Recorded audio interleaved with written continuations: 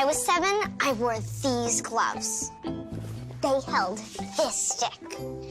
Well, these skates carried me over the blue line. We won the championship, and now it's all yours. Cool. Oh, and this mouth guard. I'll get my own. Thanks. The 5th season is when spirit for the game gets passed down. That's why we're proud to support over 5,000 teams. Hey! 100% drive. Hey! 100% passion. 100% effort. But women in sports get only 5% of the attention.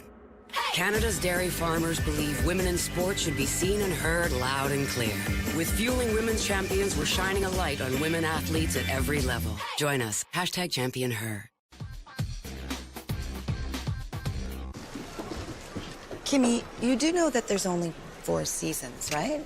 Then how do you explain the way kids wish away the summer because we can't wait to play in the fall? Or how teammates often become best mates? Or how families happily vacation in Winnipeg in January because that's where the tournament is? So you see, Miss Woods, there is a 5th season, and it's the best season in Canada. So you're talking about hockey?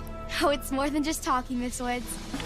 Scotiabank is proud to support over 5,000 teams in Canada's 5th season.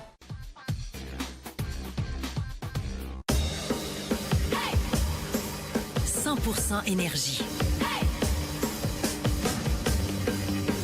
100% passion. 100% effort. Pourtant, les femmes n'ont que 5% de visibilité. Les producteurs laitiers canadiens croient que les athlètes féminines devraient être vues et entendues haut et fort. Avec Nourrir la passion du sport féminin, nous célébrons les athlètes féminines de tous les niveaux. Joignez-nous à Vive le sport féminin.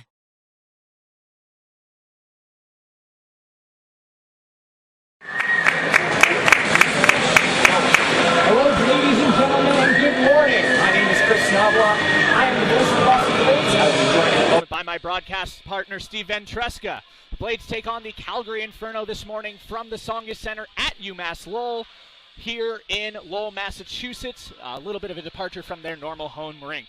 Joined now by my partner, Steve Ventresca, for an abbreviated quick look at the starting lineups and the game as we get underway here at Lowell. Steve, bring us up to date on what's gone on for the Blades so far this season.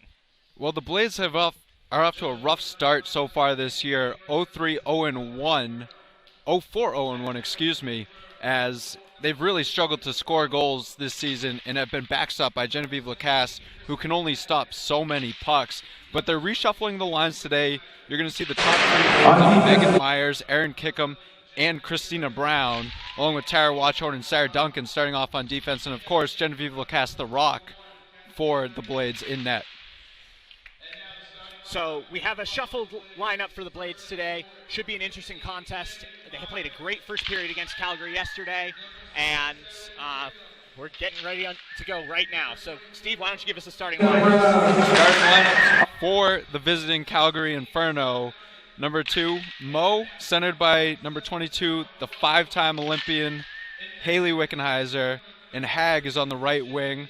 Pieri and Crom, the defensive partners, assistant captain Pieri, and Desjardins, the backup goaltender, getting the start today for the Inferno. As for your Boston Blades, that top reshuffled line, as I mentioned, Megan Myers with Christina Brown in the middle, Erin Kickham on the right-hand side. So Coach is trying to put all the firepower together with Tara Watchhorn, Sarah Duncan on defense, and Genevieve Lacasse in net.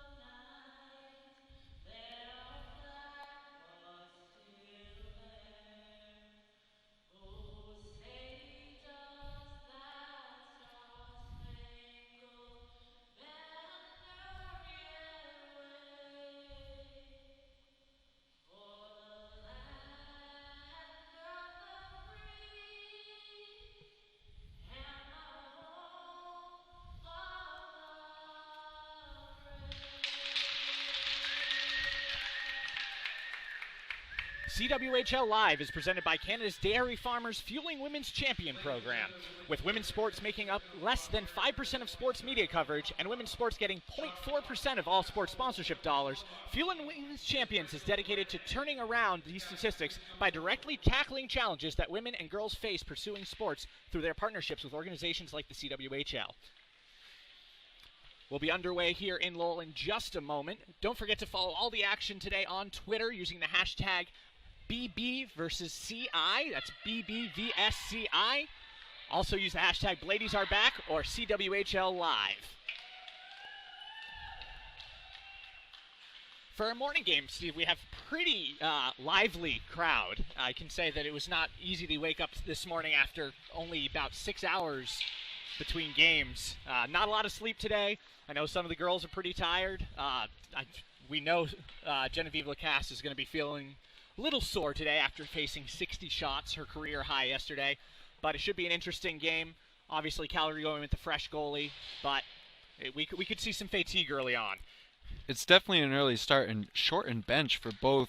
Boston lost out on St. Germain. Sadie, that is, sorry, her other sister plays for the team. So Sadie St. Germain is missing tonight. She suffered an injury in last night's game. In Calgary, shortened the bench. We're not going to see Elena Lavelle, who leads the league in points so far. She gets the morning off, and it looks like we're going to have basically 2 lines apiece with a few extra parts for both sides. We've tweeted out line combinations and defensive pairings for both Boston and Calgary, although it should be mentioned that in the CWHL they do juggle lines and D pairings quite often. Also on Boston's, you'll notice there is a 4th line. However, that 4th line has not yet seen game action this year. So look for Boston to deploy 3 lines with the interesting move of Ellie Tremblay centering the 2nd line. She's played both forward and D this year. She has offensive prowess, so it'll be interesting to see. It's definitely more of a shakeup from Coach Byron McCloskey. She's one of 3 players who have scored so far this season, and it's definitely a way to get more offensive firepower up front. We are underway here in Lowell. Hag passes up, tries to get into the Boston zone, but it stays in the neutral zone. Now controlled by Calgary. Crom up around the net. Lacasse will attempt to control by her own net. Loose puck, and it's batted into the near side corner.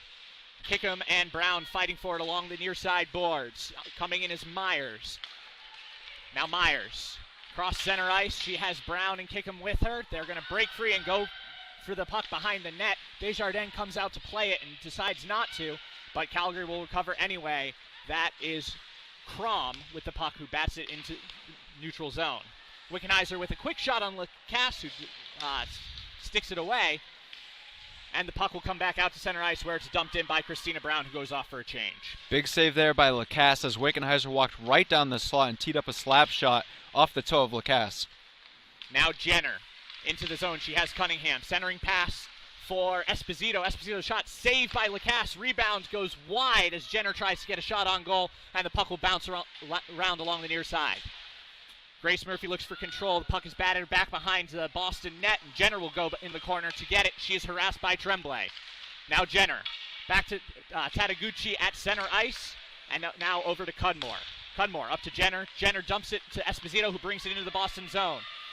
Esposito runs into Drew Burns. Burns will take the puck from her, and Boston will clear the puck out into Calgary's zone. Great play there by the defenseman Drew Burns, a veteran on this team, using a stick check, not letting Esposito finagle her way by.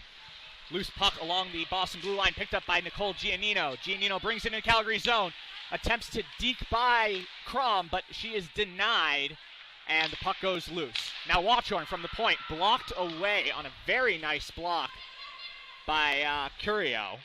And the puck is now back in Boston's own zone. Watchorn brings it up the ice herself.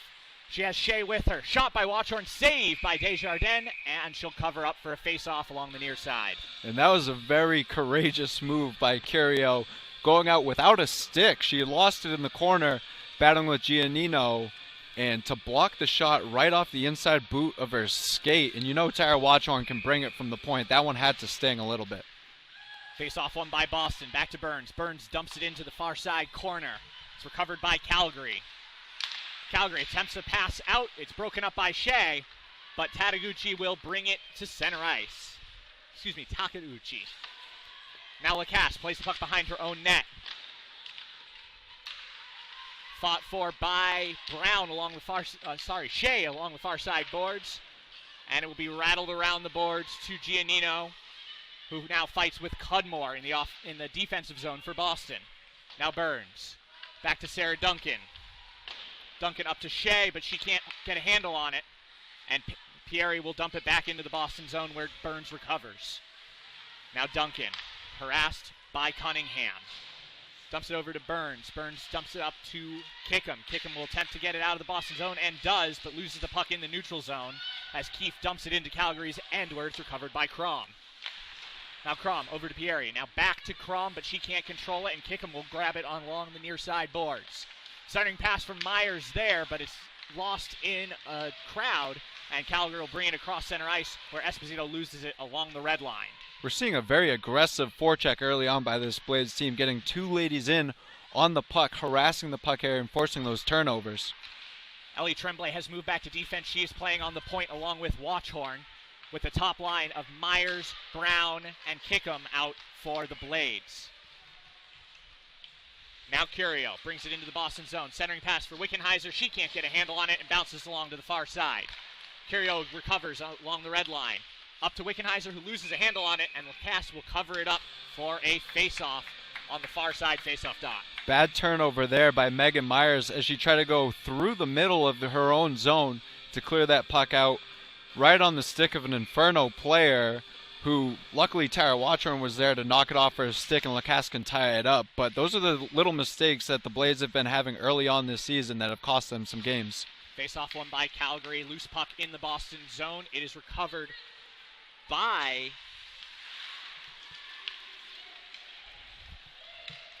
Brittany Lyons, who's getting some rare action here. She did not appear during warm-ups, hence the confusion. Another save by Lacasse, and we'll have another face-off in the Boston zone. Yeah, it's one of those things, Chris, where you say that there's a lot of juggling around, a lot of line shifting and changes to be made. That's one that we did not see during warm-ups, but she is in the lineup today getting some ice time. We'll have a stoppage of play here, and it looks like the face-off is going to come out into the neutral zone right in front of the Blades bench. And just looking down at the Blades bench right now, Ellie Tremblay is standing down next to Tara Watchorn. It looks like that short-lived experiment of her centering, at least for now, is over. So we're going to have to keep an eye on that as she is one of the more gifted offensive players on this team. Face-off won by Calgary. Crom over to Wickenheiser. Wickenheiser with a howitzer of a shot, but it goes wide from center ice. And there's a loose puck along the near side boards. Now Moe. Over to Wickenheiser, centering pass for Hag, but it's sticked away by Lacasse, who loses her stick in the process. Lacasse is in net without a stick as the puck is fought for behind the Boston net. And Wickenheiser will recover along the far side boards. Lacasse has her stick back. Wickenheiser dekes, sends it over to Hag. Hag can't control it, but Crom will put a shot wide of the net. Now Lyons attempts to clear, and she does. It trickles over the Boston blue line and into neutral territory. And now we'll head all the way back down towards Calgary's end where Crom will recover. Great hustle play there by Lyons, chipping that puck all the way to center and then forcing it deep into the zone. Offensive rush by Calgary. Wickenheiser with a pass through the crease that's sticked away by Lacasse and over to the far side boards. Now fighting for with Moe is Duncan along the far side. The puck rolls back behind the Boston net where Burns and Keefe dispossess Curio. Now Burns. Almost a centering pass there, and Lacasse has to cover it up. That's a dangerous play by Drew Burns. Yeah, it took a bad kick off the end boards there. I don't know if it was the Zamboni door down on that end or what, but took a strange kick. She was trying to go around the backboards to her defensive partner and bounced right out on net. Luckily, Genevieve Lacasse was paying attention. Face-off won by Jenner for Calgary. Goes to Esposito. Esposito back to Jenner. Jenner flips it on Lacasse and saved. And looks like we have a goal waved off, but I'm not entirely sure what that call was from the referee. You know, Jenner's one of those players who have tormented Boston so far this season, and she just walks out of the corner, flips it on net. I'm not sure if they're calling her teammate for being in the crease on that far post, or if there was some sort of a kicking motion. But I imagine that it was a crease violation because the puck was clearly flipped over Lacasse's shoulder but the referee waved it off right away. Not much of a conversation there. Maybe they just lost sight of the puck because the faceoff seems to be staying in the zone. If it were a crease violation, it would be outside of the zone, but ref may have just thought Lacasse had stopped that one, and why not? She's stopped 227 shots so far this season. Why not one more? That is, of course, the biggest storyline for the Blades this season is Genevieve Lacasse's incredibly strong play, and she's had to be incredibly strong for this Blades team. She faced a career-high 60 shots yesterday, made 53 saves. By the end of this, she could lead the league in save percentage and be worse than the league in goals allowed. I'm not. I apologize, Genevieve Lacasse. I shorted her by 2 saves. She has 229 coming into the contest today out of 250 shots in 5 games. That's 50 shots per game. That has to be cleaned up by the Blades. A big scrum in front of the Boston net. Lacasse stands strong, and we'll have a stoppage of play. Looks like we had a defensive breakdown there from the Blades. It looks like Sarah Duncan almost had the centering pass in front of her own net, and Lacasse had to stick it away. Yeah, it was one of those pucks that just sort of pinballed around in the front of the slot, and luckily Lacasse, those quick reflexes, was able to kick it away, and in doing so, the net came off the margins and we have the stoppage. Face-off won by Calgary. Esposito back to Takaguchi. Now up to Jenner. Jenner fights for it with Christina Brown in the corner. Coming to help her is Curio. Coming to help Christina Brown is Tara Watchorn. Still fighting for it in the corner, and Jenner is dispossessed. Watchorn will get a stick on the puck. Sends up to Myers, but is intercepted there by Cudmore. Cudmore dumps it back behind the Boston net. Jenner goes to get it, as does Duncan. Both go down, and the loose puck squirts out along the far side, where Myers will recover. Myers up to Kickham. Kickham dumps it off to Brown, but that's going to be offsides for the Blades, as they did not have possession. Yeah, and it's that top line that they're trying to spring Kickham on the far side, and that cross-ice pass, yeah, it worked at one time, but it's not a high percentage pass, and that's something that I'd like to see her just gain the red line, dump it in, and use that aggressive forecheck that we've seen early on in this game. Wickenheiser wins the face-off for Calgary. Back to Perry. Perry off the far side boards, dispossessed by Rachel Farrell. Farrell is now fighting for it with Perry along those boards. Wickenheiser comes in to help, but it's back to Tremblay. Chips it up for Lyons. Lyons loses possession, and Cunningham will bring it into the Boston zone. Cunningham dispossessed by Farrell. Now Grace Murphy chips it up to center ice and into the Calgary zone. Lyons gives chase, but Pieri will recover for Calgary. An attempted clear there, but Farrell keeps it in the Calgary zone. Coming back to help is Cunningham, and Cunningham will send it up to Destaller for the Inferno. Lacasse sticks it away in front of her own net. Leaves off for Burns. Burns back to Tremblay, now back to Burns, and up to Murphy. Murphy flips it into the Calgary zone. Going back to get it is Takauchi, and she will send it around the boards. Puck to center ice. Shea will attempt to bring it in the Calgary zone, but she loses a handle on it. Now Jenner fights for it in front of the Boston bench. She gets it, sends it over to Cudmore. Cudmore chips it in to behind Lacasse's net, where she goes into a dangerous play to chip it away from 16 for Calgary. That's Hag. Now sent the length of the ice by the Blades. No icing there. It's recovered by Cudmore in the far side corner, who's harassed by Shea. Now Hag chips it up into Boston zone, where it's recovered by Tara Watchorn. The Blades captain brings it in front of her own net, chips it up for Keefe. Keefe can't get a handle on it, but she manages to direct it towards Shea, chips it into Calgary zone, but Giannino is offside. Chris, 8 minutes into this game, we have 11:54 remaining in the first, and the Blades look much better than we've seen in the past couple games. I don't know if it's the lines starting to come together or just a little bit more confidence. It's a lot of new faces on this team. There's only 5 returning veterans, and you can definitely tell that they're picking up and feeding off of each other now in this game. Face-off won by Calgary. Wickenheiser into the Boston zone, up to Esposito, but she can't get a handle on it, so there's no shot there.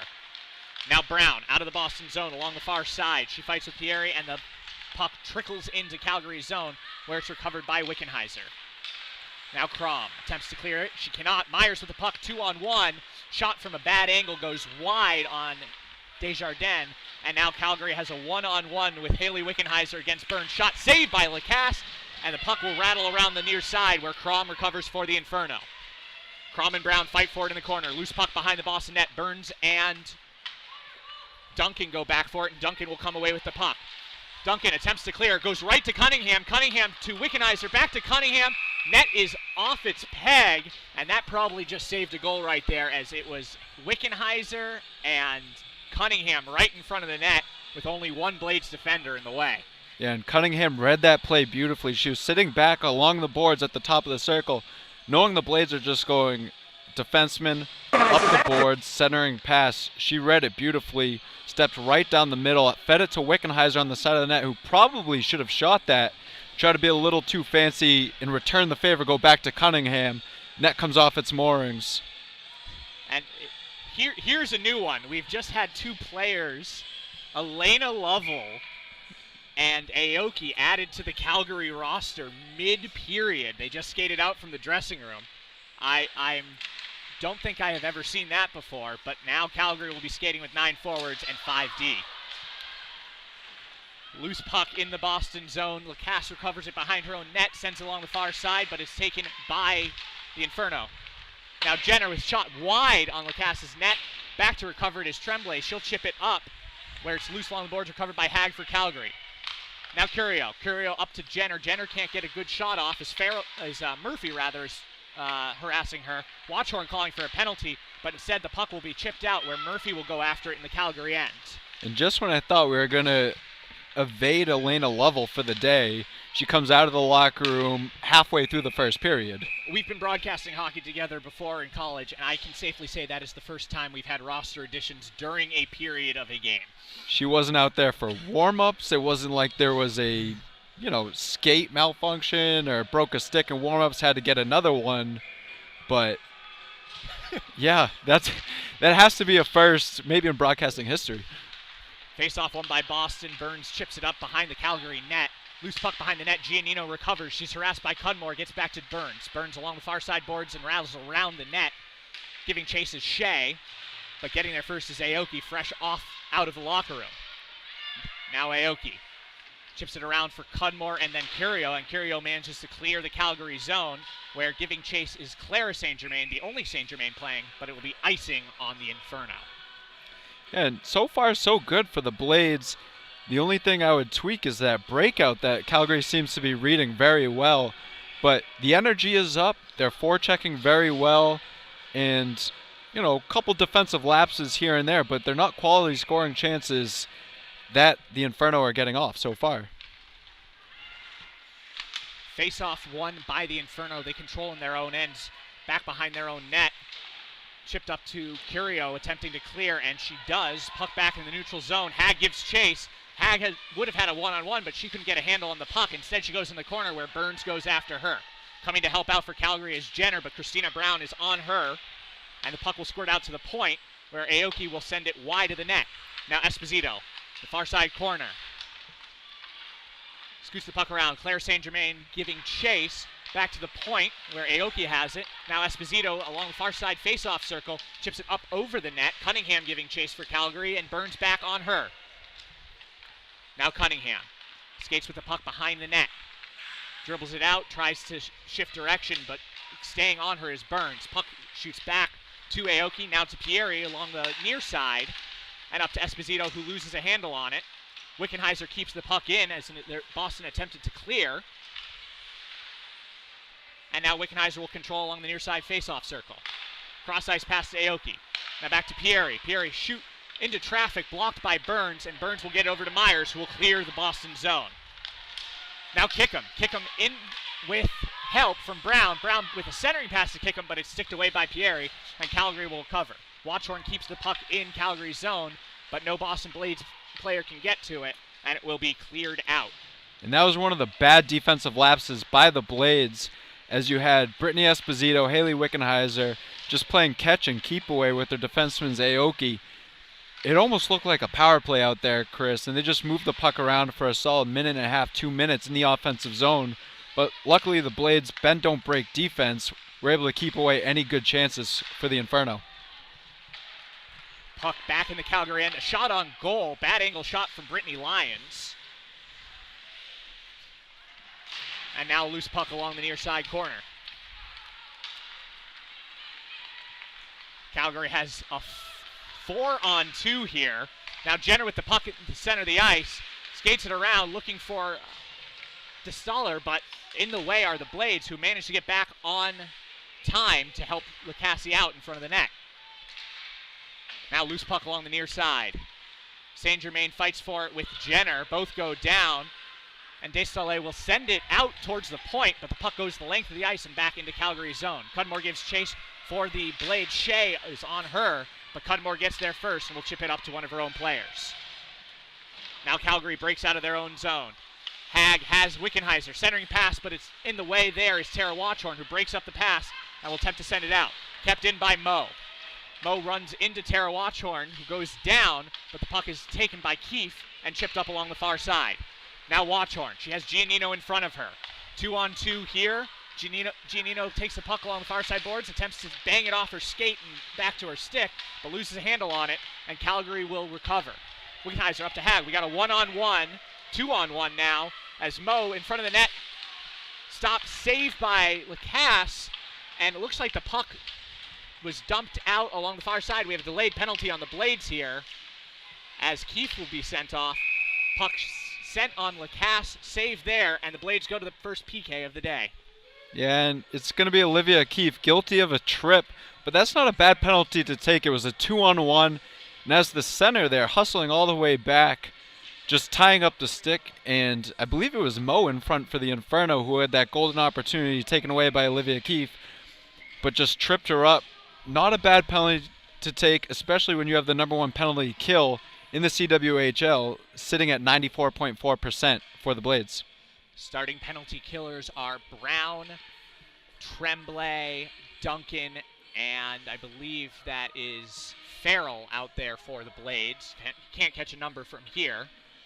First power play unit for the Inferno is Jenner, Wickenheiser, Esposito, Cudmore, and Hag. And that is a very powerful power play. Very powerful power play. They've got the names to go along with it and the skill, but only 10% thus far on the season. Shot right off the face-off by Wickenheiser. It's batted away by Tremblay. Now Brown gives chase on Wickenheiser, who has the puck sent over to Hag. Hag handles back to Cudmore along the blue line. Cudmore looking for space. She picks around Wickenheiser and sends it into the near side corner where Jenner looks for cover. Now back to Wickenheiser, puts a shot wide of the net, and Jenner will recover in the corner. She was harassed by Tremblay, tried to get a shot on Lacasse, but it sticked away. Calgary now recovers it at their own at the Blades blue line.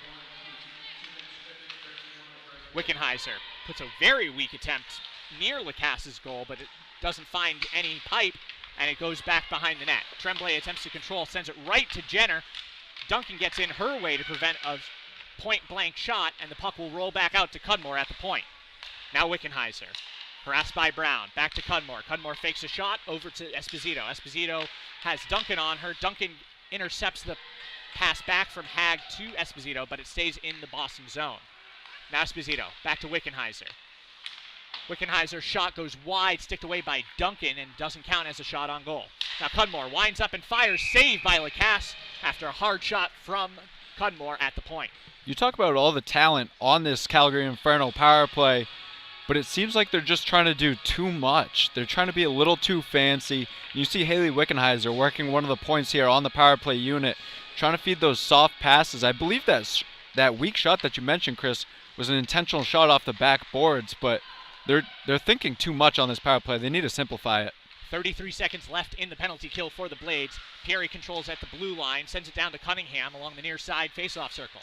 Now Cunningham controls the puck, sent back to Curio. Curio back to Pieri. Pieri winds up, fires wide, but Lacasse did not see that shot.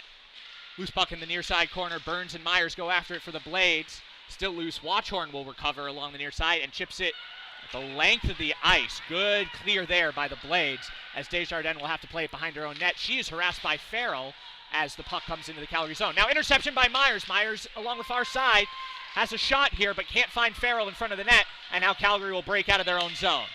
Penalty to Keefe has expired. We're back to even strength, as it would appear Lovell, seeing, I believe, her first action of the game, chips a shot on Lacasse. That is covered up for a save. Yeah, great job by the penalty kill, keeping everything to the outside, doing a good job of clearing the puck out there by Tara Watchorn. And I think something they need to explore more is making Kathy Desjardins handle the puck a little bit more. This is only her second game of the season. First one obviously coming against the Blades last weekend, but she did not look too strong when handling the puck behind her own net. Esposito attempts a centering pass. Jenner actually sticked it away from Lacasse, and Giannino now breaks out with a 2-on-1 with Shea. Shea sends it wide of the Calgary net. Giannino gives chase in the corner. She has Shea with her behind the net, but Cudmore gets a stick in the way, and Calgary will recover with Crom chipping the puck up. Now Esposito along the far side. Claire St. Germain's in her way, but Wickenheiser's now has a clear path to the net. Saved by Lacasse, and the puck will bounce to the near side. Keefe chips it to Tremblay. Tremblay will send it cross ice for Claire St. Germain. She will bring it up into the neutral zone, chips it into Calgary zone, and that'll be a shot on net as Kathy Desjardins will stick it away to her own player. Takaguchi, cross ice pass, but it's intercepted as Calgary attempts to get into the Boston zone, and Duncan will send it the length of the ice.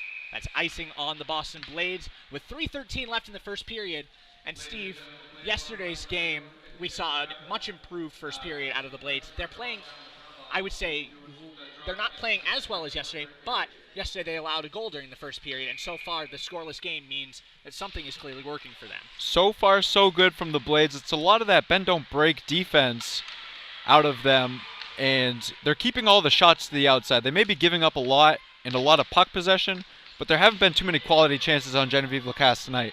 Centering pass by Calgary goes straight to Grace Murphy, who chips it out into the Calgary zone, giving chase as Lions. Lions along the far boards loses possession, and Calgary will send it out with Destaler sending it into center ice. Now loose puck along the far side boards. We have a penalty coming up on the Blades as a Calgary player goes down in a heap. That'll be Rachel Farrell, and that will likely be a cross-check or boarding.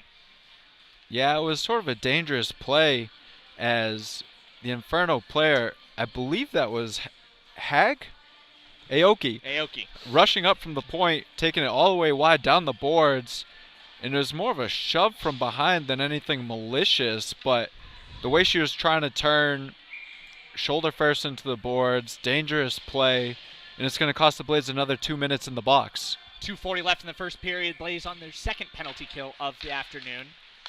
Esposito now controls the puck for Calgary. Off to Cudmore. Cudmore in the center.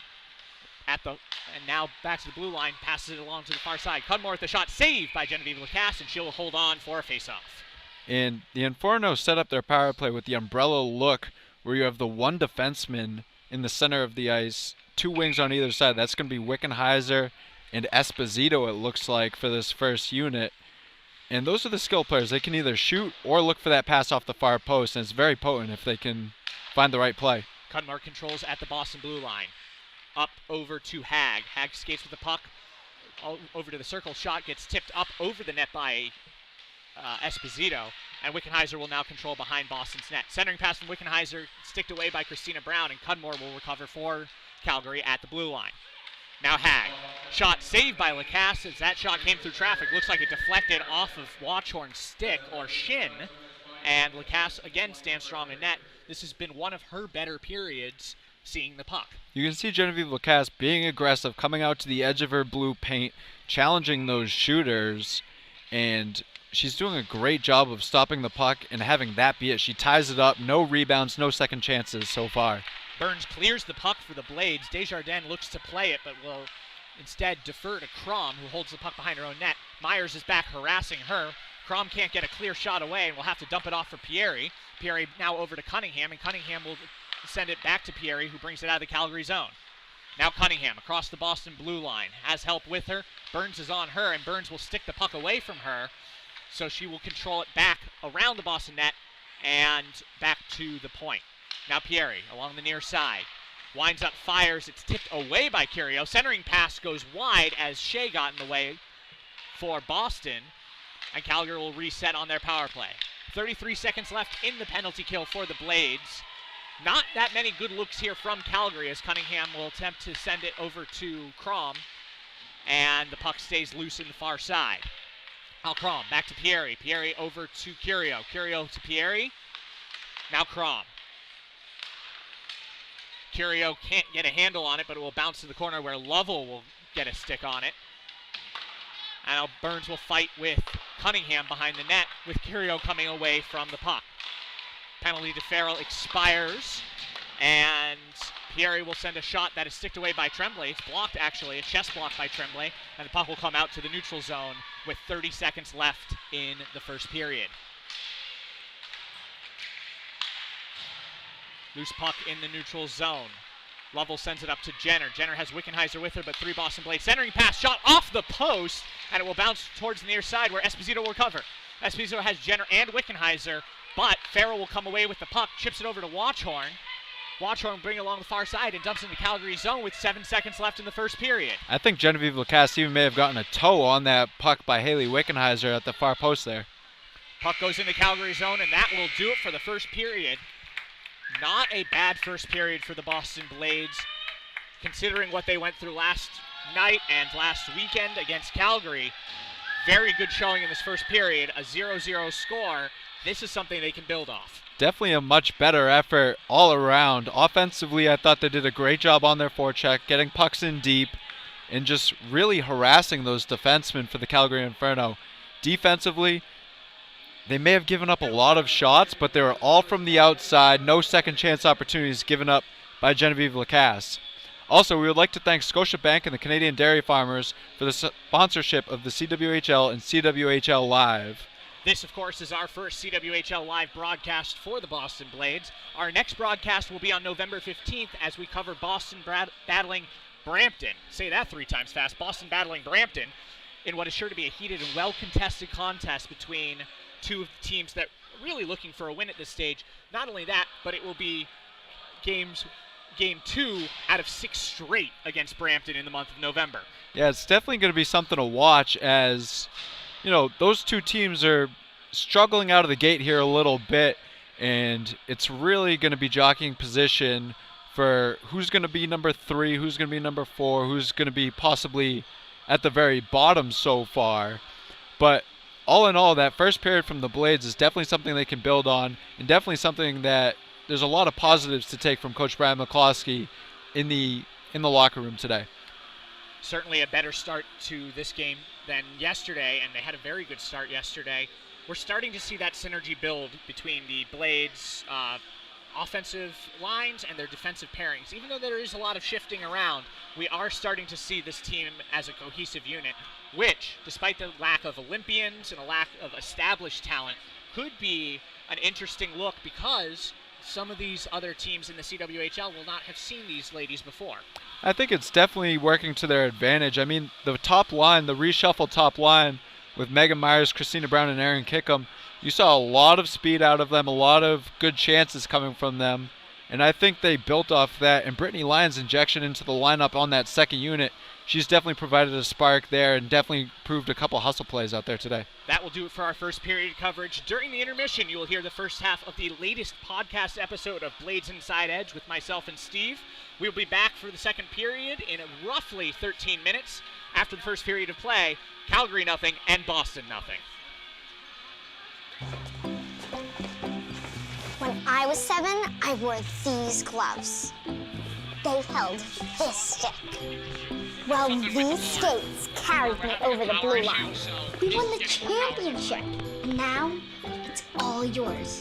Cool. Oh, and this mouth guard. I'll get my own. Thanks. The 5th season is when Spirit for the Game gets passed down. That's why we're proud to support over 5,000 teams.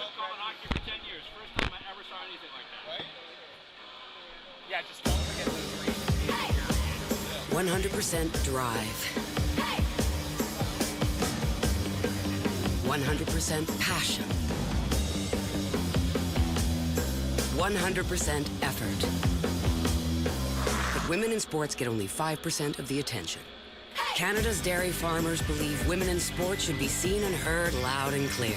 With Fueling Women's Champions, we're shining a light on women athletes at every level. Join us. #ChampionHer.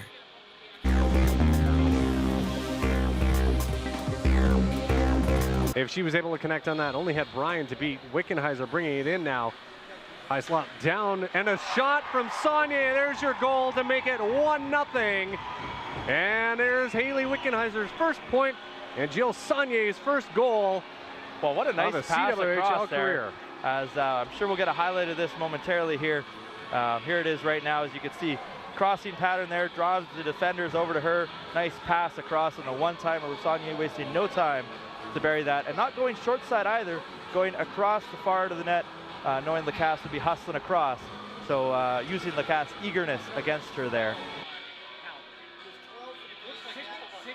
As we're all getting our hockey legs back on us with the DJ playing a little bit too much excited there. As Jenner with it now, centering pass over, backhand, and that is Lovell. Another rookie with another quick goal, 7:27 here. Wow, that was an amazing pass and goal. And that puck quickly disappears into the glove of teammate Esposito, who grabs it to put aside for Elena Lovell's first goal in her CWHL career. And very quickly here on the 9th and 10th shots of this period, it is now 2-0 for the Calgary Inferno. And Genevieve Lacasse, not much she could do on either of those two plays there. Wickenheiser breaking down the right wing here, drops it off for Saunier, and a shot right on the chest of Lacasse, who holds on for that one. Looking like she's a little bit of pain down there, but 5:20 in the first. Sports through their partnership with the organization CWHL. Looks like we do have a goal. So that is a goal by number 20, Jessica Campbell. And that one did go in. I thought that it did. It bounced off the back of the... Loose puck down in front, cleared off into the corners. Murphy with it now, trying to get it out. Esposito with it now, down low, Lovell, centering pass over to Jenner as she knocks in another goal. 4-0 for the Calgary Inferno. Well, that was some very, very nifty passing. No doubt about that one. There's your nifty, your first nifty of the season. No doubt about that one, as Genevieve Lacasse right now is just shaking her head and not sure what else she can do to try and keep her team in this game. The Blades now, Davis down the left wing, shot, Lacasse, rebound. We got ourselves another goal for the Calgary Inferno. Not sure who that one went in off, but that's going to make it 5-0 for the Calgary Inferno with 7:10 left. Does look like Jenna Cunningham is getting the celebrations for that, coming out of the box, getting involved with the play. As we take a look at it here, shot and the rebound. Cunningham pots that and does the Bobby Orr dive over Genevieve Lacasse. So since we played it for getting the penalty, we might as well play it again here. Goal scored by Jenna Cunningham, forward for Medicine Hat.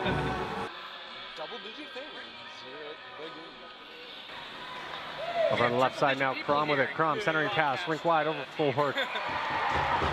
for Campbell, who's going to pot that one in for her second of the night to make it 6-0 for the Calgary Inferno here with 2:46 left in the second period.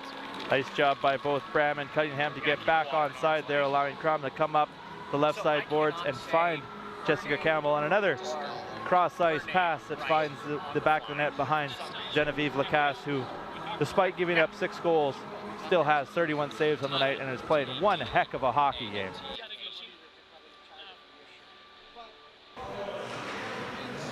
As that face-off won by the Blades, back up high slot area, and watch one from the point. Shot saved by Brian, and a rebound, and there's a goal as the Boston Blades have broken Brian's shutout with 12:24 left in the third period here.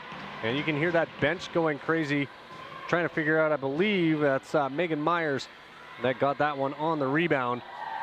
A big shot by Tara Watchorn, and that rebound by Myers, who smacked it in behind Delaney Bryan there to give the Boston Blades some life. Turnbull down low. Turnbull at the half board, skating out in the slot area, makes a move around. Backhand, can't get a handle. Shot through. Loose puck down, and there's Rihanna Kyrgios, first of the season, to make it 7-1 for the Calgary Inferno here with 32.4 seconds left. Huge effort there by Blair Turnbull. Nice stick work and patience by Blair Turnbull, getting that one to net. Rihanna Kyrgios sneaking in from behind. Was there already sitting on the crease, pretty much just waiting for that puck to trickle through. And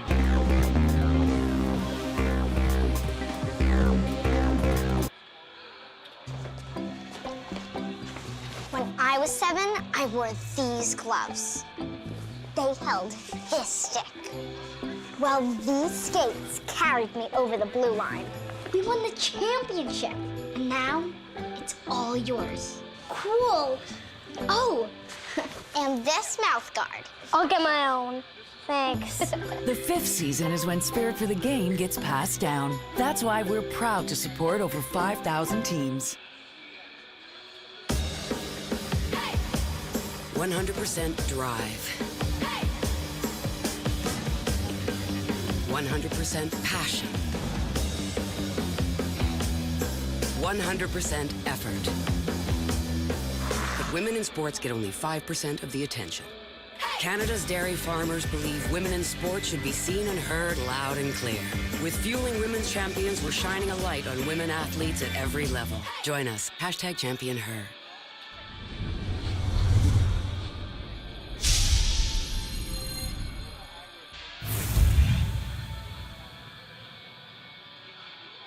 Viewer tweets a little bit later on, but what a save from Lacasse. Spooner on the doorstep, but Lacasse keeps it shut. Lacasse is sending a message to her teammates tonight so far with a number of big saves, and she wants them to know that this is what they're going to get all season. This is what my style of goaltending is all about. Kickham goes cross ice, and now Tara Watchorn will take it in deep for the Blades. Watchorn cuts to the net, backhander. Tried to go roof on that one, but couldn't quite find the target. On the power play for Boston, Toronto will kill it off, and they'll try to get some offense going here. Off the bench, Bolden's shot. Great vision by Spooner to find her teammate coming off the bench. Calgary's gonna roll. Shot off the shin pad and wide of the goal. Back to Bolden, one-timer, and it sneaks through! We finally have our first of the game. All the pressure from the Furies pays off, and it's Alyssa Bolden making it 1-0.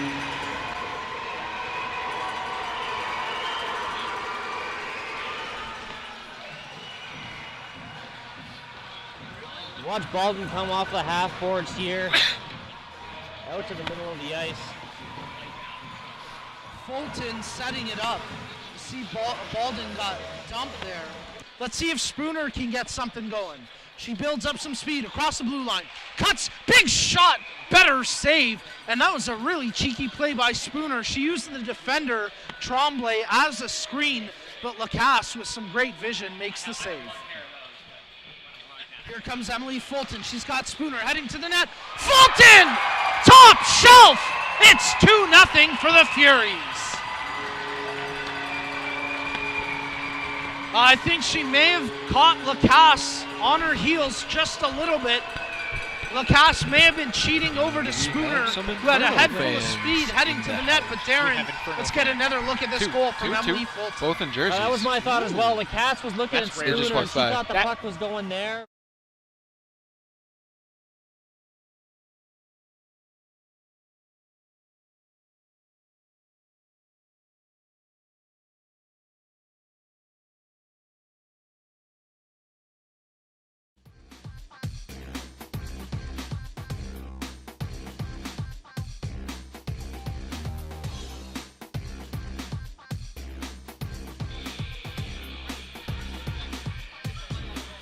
Okay, perfect.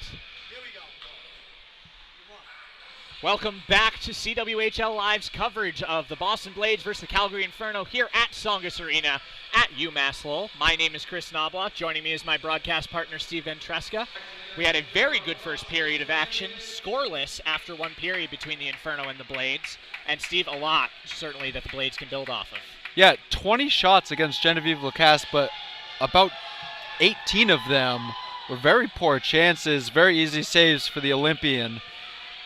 Couple chances, the Haley Wickenheiser one at the end of the period stands out where she just gets her toe on it, and they had a tip shot on that power play that she was able to bat above the net with the glove. But other than that, a good job by the Blades defense, keeping the shots to the outside, doing a good job of limiting those quality scoring chances that we talked about. And another thing, mentioning the Blades defense, which has really struggled obviously to start this year, something that they were doing during this first period of action was allowing Genevieve Lacasse to see the shooting lanes, which is normally you want to get as many people in those shooting lanes as possible.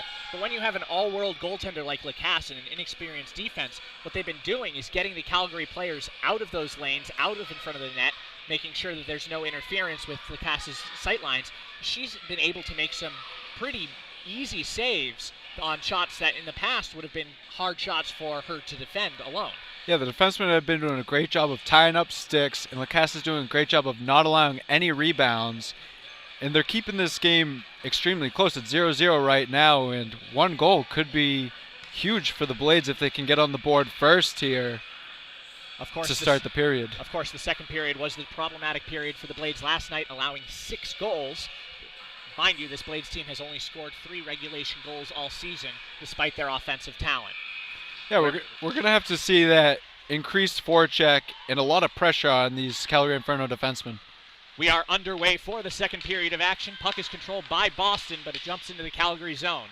Calgary, of course, going from left to right this period, which means right to left for Boston with the long change in this second period.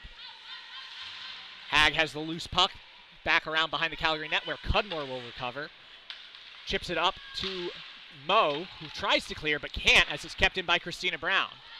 Brown rattles a pass along the far side corner. Going after it is Kickham. She falls down. Myers will recover, but Wickenheiser will dispossess her of the puck. Loose puck by the Calgary net, but the Inferno will recover, and Wickenheiser will bring it into Boston zone. Wickenheiser stick handles around Duncan, shot off the crossbar. Lacasse never saw that shot, and now Boston will recover with Christina Brown bringing the puck out. Brown dumps the puck in. It will be played behind the Calgary net by Desjardins, and Aoki will send it up to Moe. Now Moe. Pass to Esposito at center ice. She will bring it into the Boston zone, even though there are 3 Blades on her. Esposito controls the puck as the rest of Calgary joins her, and Jenner will go after the puck after a chip. Now Lovell along the far side. Burns is on her, and coming in to help is Rachel Farrell, and Burns will come away with the puck, sends it over to Grace Murphy, who'll bring it across center ice.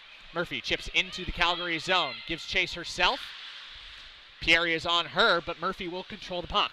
Dumps it off, but nobody's home, and Jenner will go after it. Coming in to help out is Lyons, but Aoki will recover for Calgary. Now Jenner controls the puck along the far side in her own zone, brings it up to center ice where she'll chip it away. Farrell intercepts the pass. She'll bring it in. She has 2 Blades with her. 3-on-2 for the Blades. Lyons looking at Desjardins. Shot saved by Desjardins. A blocker save, and the puck will bounce out where Jenner will recover and bring it into the Boston zone. Now Jenner, she doesn't have any help, although Curio comes onto the ice. Shot by Curio, saved by Lacasse, and she will cover up for the face-off. And that was just a great stick lift there by Brittany Lyons as Jenner stepped right to the middle. Second time this period, we've seen an Inferno forward deke right to the middle of the ice. First it was Haley Wickenheiser who rang that shot off the crossbar as she just walked right around Sarah Duncan.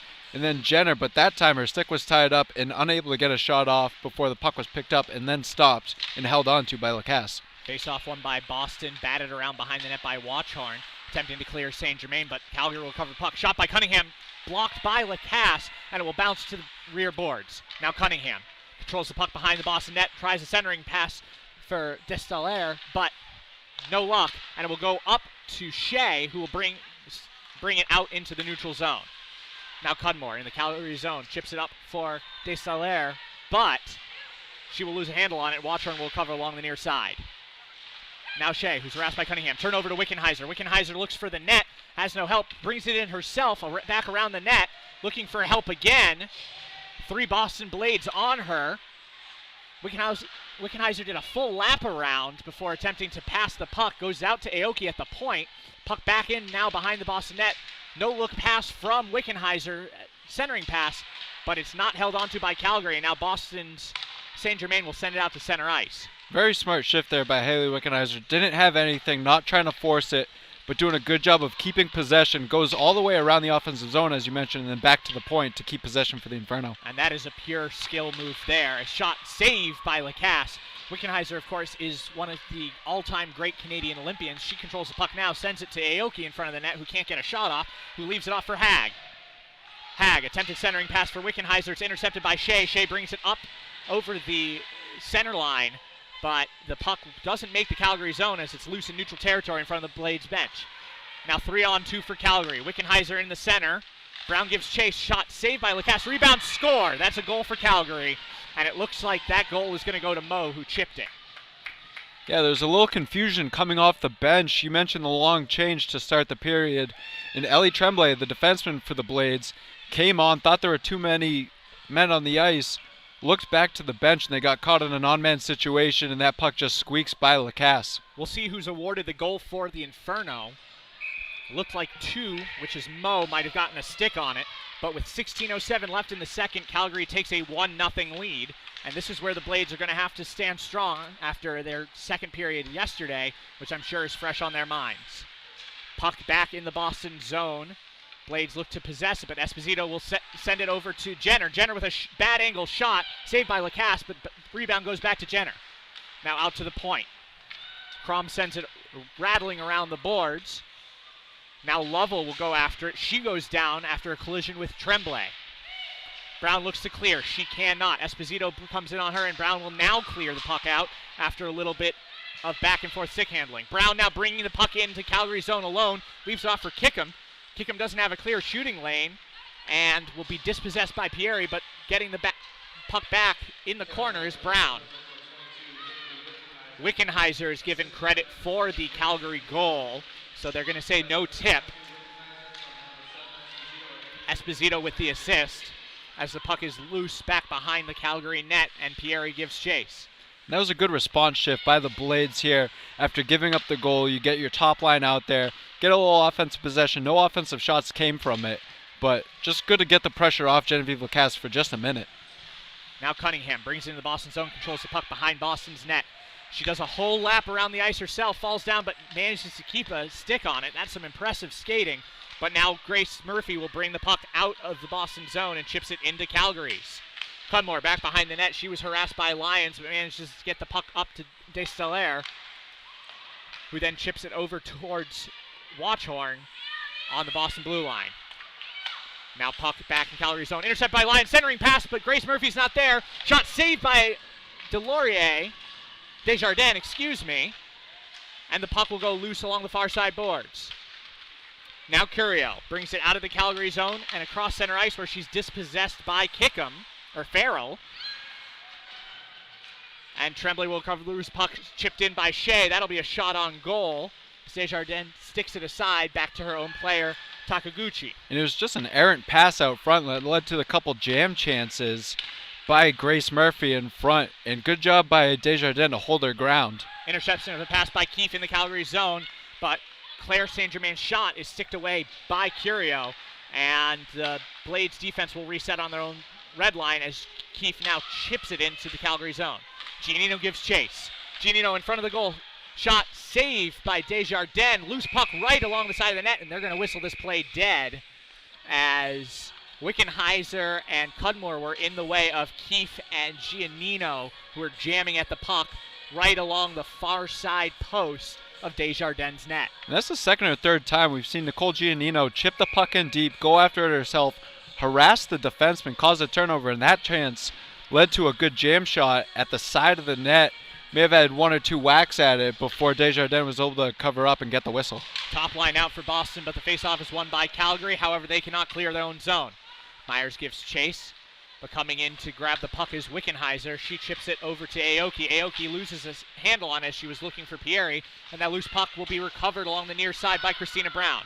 Brown's pass is errant, and Hag will pick it up, but she is harassed by Kickham, and the loose puck will roll back behind the Calgary net where it will finally be controlled by Aoki. Aoki's pass skips past Wickenheiser, but will go the length of the ice, and Duncan will touch up. It will not be icing. Now Duncan up to Kickham. Kickham attempts to clear, but Pieri keeps it in. Sends it back along the far side boards where Watchhorn recovers. Sends it cross ice to Duncan. Duncan, with Myers coming in, goes after Hag, and the puck just about clears, but Calgary keeps it in. Now it looks like we're going to have an offsides call as we lost track of the puck over by the Calgary bench. Probably just crossed over the blue line to be offsides for Calgary. And Boston, again, creating a little bit of buzz around the offensive zone, trying to keep that puck pinned in deep, looking for that perfect pass. But the points are open. I'd go back and use that big shot by Tara Watchhorn. Let her rip one on net, get some traffic in front. Desjardins, one of the smaller goalies of the CWHL, and it would be easy to screen her. We have yet to see Tara Watchhorn unleash her howitzer of a shot in this game. I believe we're getting close to time to see some of those hard shots from the point. Boston chips it out of their own zone. Giving chase is Lions. Getting there first is Cudmore for the Inferno. She'll bring it around back behind her own net. Sends it up to Lovell. Lovell chips it into the Boston zone. Jenner giving chase, but behind her is Rachel Farrell for the Blades, and Farrell will get a stick on it first. Now Farrell. Great job there by Farrell to seal off Jenner and win that puck battle. Turnover by Farrell. Sent over to Jenner. Jenner to Esposito. Esposito just sticks it right by Lacasse, and it's 2-0 Calgary. And that play devolved very quickly. I was just singing the praises of Farrell, and she goes and turns it over to one of the more skilled players in Jenner, who just sends an elevator pass right over to Esposito. One quick deke and a head fake to the middle of the ice. Genevieve Lacasse goes down, and it's a quick tuck by the glove. 2-0 Calgary. This is where Boston really needs to get their heads about them, because this is where the game can go downhill quickly. That was a very easy give and go for Calgary. Wickenheiser controls the puck, sends it into the Boston zone, but we're going to have an offside call, as I believe Hag was over the line along the far side for the Inferno. Yeah, and you mentioned, the need for them to straighten the ship very quickly. The thing got out of hand yesterday in the second period, and the coach talks about lapses in the game, 5-6 minute lapses. This can't be one of them if they want to have a chance to stay in this one. About a 10-minute lapse yesterday cost Boston 6 goals, so they're going to really have to step it up here. Puck back in the Calgary zone. Giannino goes after it. Aoki battles against her. Aoki gets a stick on it, and it will be sent up towards the point and out of the Calgary zone. Watchhorn gives chase next to Lacasse's net. She has Keefe back with her, but harassing her is Hag. Watchhorn keeps the puck, sends it up to Giannino in the neutral zone.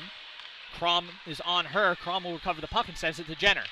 Jenner has Cunningham with her. Shot saved by Lacasse. Rebound saved by Lacasse. She will cover up for a face-off, and it's a good thing she did, because Calgary was knocking on the door again.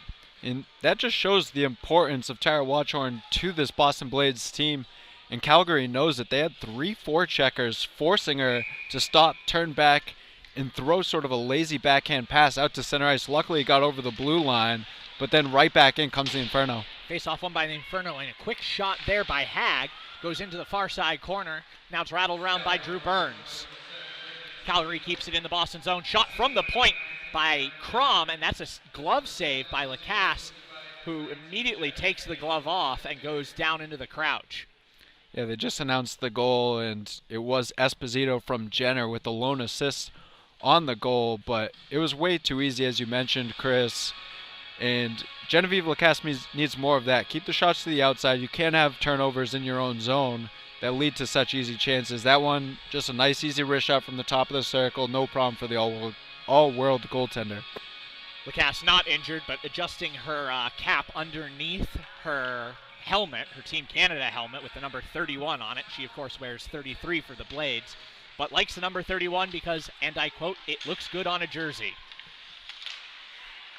Quick shot from Calgary is batted away by Lacasse's stick. Now Calgary controls out to the point. Pierre with a shot goes wide, looking for Esposito in front of the net.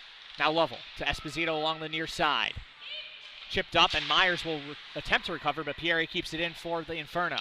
Now Esposito, stick handles, but in getting in the way is Duncan, and Myers will now chip it up to Brown out of the Boston zone. Brown has a 3-on-2 here if she hurries, but getting in her way is Pierre. She and Brown now fight along the far side boards. Calgary recovers, and Esposito will bring it out of the Calgary zone, chipping it up to Lovell. Lovell just has to beat Watchhorn, but she's in the far side and chooses to hold the puck. Centering pass shot saved by Lacasse as the defense for Boston broke down yet again. And we're starting to see some very good opportunities for the Inferno. About the halfway mark of this game with 10:08 left in the second. Yeah, it was a great chance for the Blades. Christina Brown thought she had the edge on Peary, and she did a great job of sealing her off and then turning that into a quick transition offense. Goes back 3-on-1 with Lovell leading the rush for the Inferno, but Watchhorn able to tip that pass out in center, and Lacasse able to cover up. Lacasse already passed 25 saves for this game. We will have an official count at some point, but right now we do know she's past 25. Now Watchhorn brings the puck into the Calgary zone all alone. Backhand save by Desjardins, and the puck will bounce back out. Calgary will take possession. Tara Watchhorn attempting to do it all on her own. Now 3-on-2 for the Inferno. Shot by Wickenheiser and saved by Lacasse. Only a matter of time before Tara Watchhorn needs to take matters into her own hands and try and get a little spark for the offense. And we just want to remind you that we would like to thank the Scotiabank and the Canadian Dairy Farmers for the sponsorship of the CWHL and CWHL Live. CWHL Live is, of course, a very good deal. $20 Canadian for the entire season. That's about $16 US. You're not going to find a better deal in professional sports streaming anywhere. Puck now back in the Calgary zone. Cudmore gives chase, and she will possess it back behind the Calgary net. Shea gives chase, whacks her with the stick, but no call. And now the puck will trickle back in the Boston zone. That'll be icing on Calgary. Yeah, I mean, it's another great job by Megan Shea, doing a great job getting up there on the forecheck. She needs to watch that stick, as it did get a little parallel to the ice. Could have been called hook, could have been called slash, as she was right in the hands of Peary, sort of harassing her, forcing her to ice that puck. And we saw this Blades team get chippy in the third period yesterday. That's not a game they can afford to get into with only a two-goal deficit.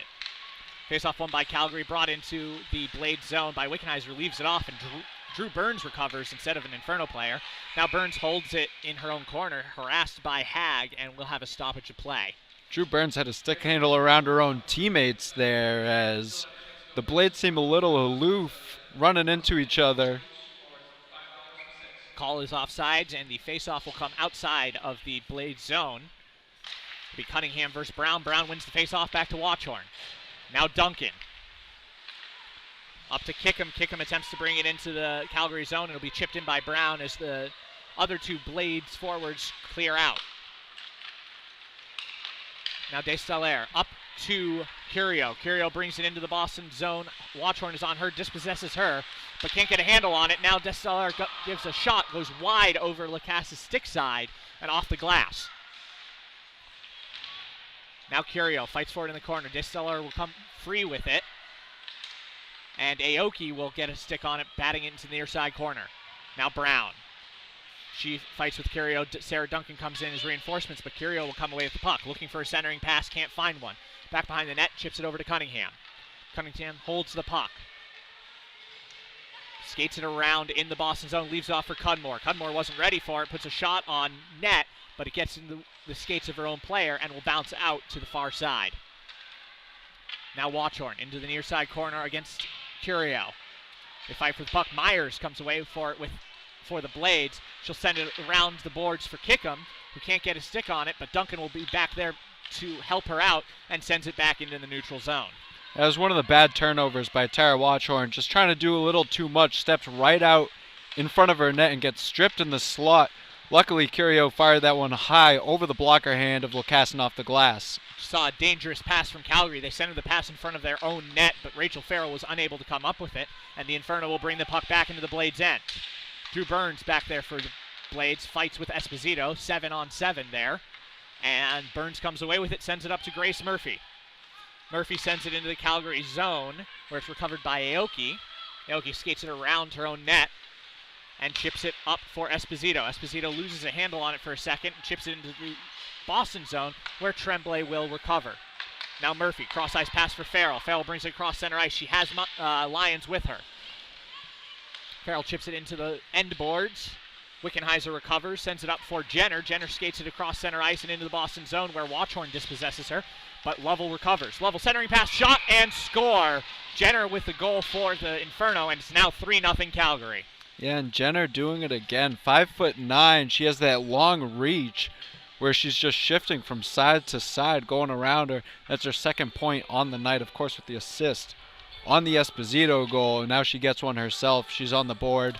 Makes it 3-0 Calgary. That rush for Calgary didn't leave much of a chance for Genevieve Lacasse. She is an all-world goaltender, but when she's left alone in the zone, there's not much she can do. 3-0 Calgary, 6:45 left in the second period. Face-off won by the Inferno. Pieri controls in her own zone, loses a handle on it, and going after it is Shea. Shea and Tremblay against Hag and Pieri will come up with it, banks it along the end boards, and it will be sent out by Crom. Crom attempts to clear, she cannot. Duncan keeps it in for the Blades, and fighting for it in the corner there is Shea. Shea and Crom fight for it. Wickenheiser in there to help for the Inferno. Coming away with the Shea, centering pass, shot, score! Megan Shea with her first professional goal, and the Blades are on the board. It's now 3-1 Calgary. Yeah, that's just a lot of hard work by Megan Shea. Digs the puck out of the corner, wins the battle, was trying to actually center that puck, and it looked like it hit off the backhand side of the stick of Desjardins and deflected into her own net. That was not a shot attempt by Megan Shea, but it doesn't matter how it goes in as long as it goes in, and that should spark this Blades team to hopefully build off this and get this thing back to a goal. That is a huge step forward for the Blades. They had not scored in a number of periods, and yet it's now 3-1. This is a much more manageable game. Yeah, Megan Shea, the rookie from BC, we've seen her use her speed. She has some skill stick handling, but that time just a smart play, get pucks to the net and see what happens. Now the real test will be if the Blades can challenge Desjardins back in her own end again. Puck in the Boston zone, fought for by Christina Brown along the near side board. She banks it over to Myers. Myers with a very nifty stick handle, but will send it the length of the ice. Kickham going back to touch up, but she cannot before Takaguchi does, and it will be icing on the Blades. Yeah, the Blades, they get on the board. They've sort of slayed the dragon. They've got a goal on this Calgary team. The only goals they've scored against them have come when Desjardins in net. And it's something to build off of. They're playing a better game. Yeah, a lapse here, a bad turnover there, but this is a much improved effort we're seeing from the Blades today. Hard shot from the point by Calgary. It was wide, and now the Inferno will fight for it along the far side boards with 3 Blades in there. Farrell and Brown attempt to get the puck away. Drew Burns is the one who ends up wedging it out, and the puck will come around to the near side where Myers will give chase against Cudmore. Lovell also in there for the Inferno. Tara Watchhorn in there for the Blades. Loose puck behind the Boston net. Now Burns, she can't get a stick on it. It will go to Lovell. Lovell looking for a centering pass for Esposito, but getting in the way is Lacasse, and she will hold on to the puck for a save. And you can see the skill of these Calgary players peeling the puck out of the corner, using their stick handling and centering ability, just elevating that puck. And that was supposed to be a pass to the far post, but Lacasse cuts it off with the glove. Face-off won by the Blades. Farrell chipping into the corner, but loses it immediately as Lovell goes for a shot on goal. It goes off the back of the net. Now loose puck out right at the center of the Blades zone, and Esposito will recover along the near side board, far side boards. Now Esposito stick handles through the zone. Shot, score. That's a backhand goal there, and it looks like it was Jenner, and now it's 4-1. Actually, it was Lovell, my mistake. So Lovell with the goal for Calgary. It's 4-1 Inferno. Not the response you want to see as the Blades, especially after they scored only 30 seconds after the third Calgary goal. And once again, it's the high skill of this Calgary Inferno team. Esposito with a nifty deke to split 2 defenders. A centering pass that looked like a shot to the far post, but Lovell gathers it. Genevieve Lacasse goes down thinking it'll go on net. And the composure of Lovell to just shift to the backhand and put that up under the crossbar makes that 4-1 Inferno. When the opposition scores for the Blades, they play a specific song. Yesterday it was Bad Blood by Taylor Swift. We heard that a lot. This time it's Fight Song, and I am sick of that song already, Steve. Puck sent to center ice by Boston. Now Shea. Shea brings it in on Desjardins. Shot, save, rebound, goes in front of the net. Giannino looks for it. Left off for Tremblay, who can't get a stick on it. Tremblay chips it over the Calgary net. Desjardins looking for it. She can't come up with it. Giannino behind the net gets hit hard by Pieri, but the puck comes from the near side. Now Aoki for Calgary attempts to clear, but Keefe keeps it in. Keefe passes to Giannino. Giannino back to Tremblay. Tremblay playing the defensive position as part of this set. Leaves it off for Keefe. Keefe holds. Chips it over the net and up into the netting over the Calgary zone. That was a good shift there for that Boston third line. Yeah, again, a good response after the goal. Didn't lead to a goal this time for the Blades, but Megan Shea with a hard rush down the right-hand side. Why try to do anything fancy? Again, pucks to the net. She got a good shot off, bounced off the chest of Desjardins, and there was a rebound sitting there, which the Blades possessed, and then got another good chance after that by Keefe. Loose puck along the far side boards. Jenner comes away with it, sends it to Esposito right at the UMass Lowell logo at center ice. Esposito leaves it off for Crom.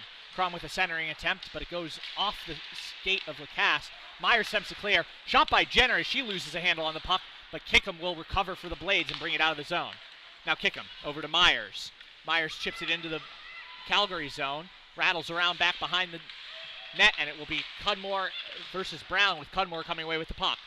Now Burns skates with the puck behind the Calgary net. Crom is on her, and Burns will leave it off for Brown, who has Jenner on her. Jenner comes away with the puck along the near side, skates it away from Myers, and will chip it to center ice where Burns is waiting to chip it back for the Blades. Sent into the zone by Kickham as the Blades go off for a line change. Murphy comes out into the offensive zone, but it is cleared out by Lovell. Farrell intercepts it at center ice, sends it back to Burns on the Blades blue line, and now Lions will give chase as the puck rattles into Calgary zone. Cudmore holding the puck behind the net, sends it backhand over to Lovell. Lovell chips it high into the Boston zone, and that should be icing. No, it didn't make the red line as Claire St. Germain recovered, and now Calgary will possess the puck in Boston zone. Sent over to Lovell. Lovell puts a shot on Lacasse, goes off her blocker, and now the puck rattles into the far side corner. Now Murphy. She has Lyons at center but can't get a pass off, and Takaguchi will dispossess her of the puck. And that was a great play there by Ellie Tremblay, eliminating time and space for Haley Wickenheiser and riding her off into the boards. Great job. First time we've seen someone take away the space as such. Tremblay just tried to bring the puck in the zone, but Giannino was offsides, and we will have a face-off along the far side in the neutral zone for the Blades. This will be an important last minute 55 to try and keep it at just a 3-goal contest, or maybe even bring it to within 2, as the Blades want to have something to build off after this game. They are facing the very top team in the CWHL. Now Shade, the goal scorer for Boston, chips it back behind the Calgary net. The Blades give chase, but Calgary will recover. Now Shea sends it back, rattling around behind the net. Minute 37 left in this second period, 4-1 Calgary. Now Curio gets it back over the blue line, and I believe we have a stoppage of play, and I believe they're going to call an offsides. Yeah, I mean, the Blades' third line, third as it is on the depth chart here, of Shea, Giannino, and Keefe, are doing a great job of just keeping the game simple, chipping it in deep, getting pucks to the net, and not trying to do too much. Duncan recovers the puck behind the Boston net. She will skate it out herself, chips it up to Shea, but it goes off Shea's skate, and Pierre will recover. Now Crom attempts to get in the Boston zone and is unable to. Shea will recover at center ice. Shea has one woman to beat, and that is Pierre, and she gets a shot on Desjardins, but it's sticked away. Giannino back in the corner of the Calgary defensive zone. Sends it to Tremblay at the blue line. Tremblay winds up. Her shot goes directly into the chest of Cunningham, and Cunningham will bring it out. 3-on-2 for Calgary if they hurry. Sent to the far side. Shot off the crossbar by Moe, and the puck will rattle to the far side boards. Now Takaguchi, she cannot keep the puck in the Boston zone. Giannino can't clear, and the puck will roll back in as Esposito gets a stick on it. Back behind the Boston net, Esposito will roll it around the near side, looking for help, but there are no open Inferno players for her. 20 seconds left in the period, 4-1 Calgary, as there's a loose puck fought for behind the Blades net. Tremblay will come away with it, sends it up to Giannino. Now Brown. She has Myers with her. Brown shot saved by Desjardins, who comes way out of her crease, and she will cover up. And again, the Blades just getting any puck they can to the net. Desjardins does not look comfortable at all handling the puck. She was able to sort of juggle that one before securing it, and Myers could get there for any rebound opportunity. But the Blades much more improved this period, getting shots to the net and actually getting a goal up on the board here. 6 seconds left in the second period. Face-off won by Calgary. Loose puck taken by Jenner. Jenner skates it out of her own zone over to Lovell, and that will do it for this second period. The Blades allow 4 goals, but they do get one of their first goals. They get their first goal of the weekend, rather, and that's certainly a step for them to build off of.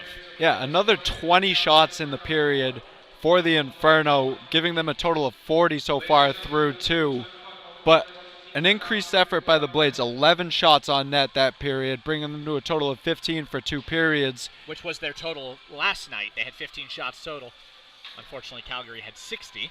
I think they're doing a much better job of trying to simplify everything, just get pucks to the net, see what happens. It is the backup goaltender for Calgary. And you saw the goal that Megan Shea scored. It wasn't pretty. It wasn't anything fancy. It was a shot from the corner that was actually supposed to be a centering pass. Takes a bad kick for the Inferno and goes in, made it 2-1. Or, sorry, excuse me, 3-1 Inferno at the time. Certainly a good step to see this forward group get another goal on the board. That is only their second goal of the season. The other two goals for the Blades scored by Tara Watchorn and Ellie Tremblay when she was playing defense, so it doesn't count as a forward goal. The forward goals scored this season for the Blades are Myers and Shea. Shea's goal is her first professional goal. Nice to see that third line, which really was the best line in that second period, play incredibly well, centered by Keefe with Giannino also mixing it up in there. Yeah, and it was also the second even strength goal for the Blades this season. They've had 4 goals total, 2 on the power play, 2 even strength now. But that third line, you saw them get increased playing time and a little bit more confidence building as Shea had a rush there late in the period, got a good chance off, and then a rebound with sustained offensive pressure after the fact. Meanwhile, the defense there for the Blades, I don't necessarily think it was so much of a breakdown as it's just exhaustion. They have 4 full-time defensemen and Ellie Tremblay who switched from forward in the first period back to defense. And that's certainly going to make things more difficult for the Blades. They're not going to be able to rotate as often. Tara Watchorn's going to see half an hour of ice time this game. Yeah, and you saw some of the frustration start to set in with some of the Blade defensemen. Tara Watchorn, a bad turnover there in front of the slot. Didn't lead to a goal for the Inferno, but you could see it sort of start mounting as this game could start getting a little bit chippier. You saw a little bit of stick work from Watchorn. You saw it from Burns. Let's hope they keep their composure. This game isn't out of reach. It's 4-1 right now. 3 goals. You saw the Inferno put up 4 that period. What's to say you can't put up 3 in the third? That will do it for us for this second period. Calgary gets 4 goals from Lovell, Wickenheiser, Esposito, and Jenner, while the Blades respond with a goal from Shea. And after 2 periods of play, it is 4-1 Calgary.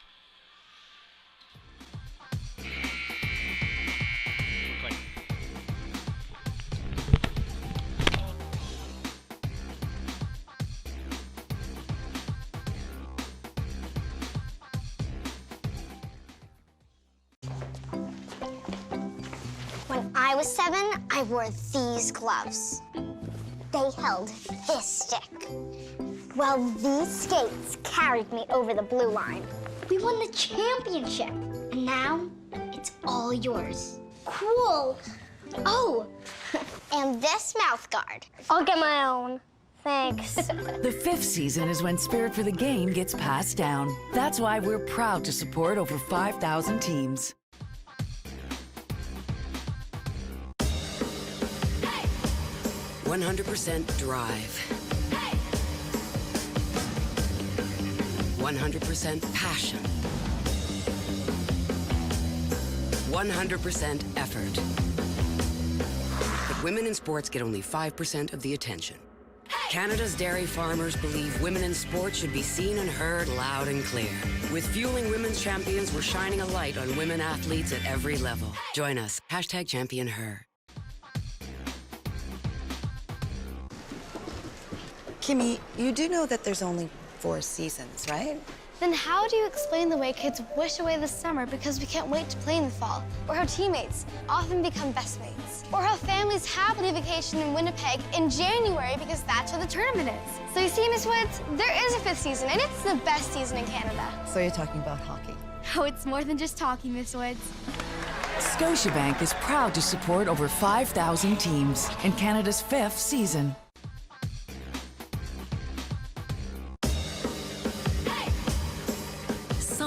Énergie. 100% passion. 100% effort. Pourtant, les femmes n'ont que 5% de visibilité.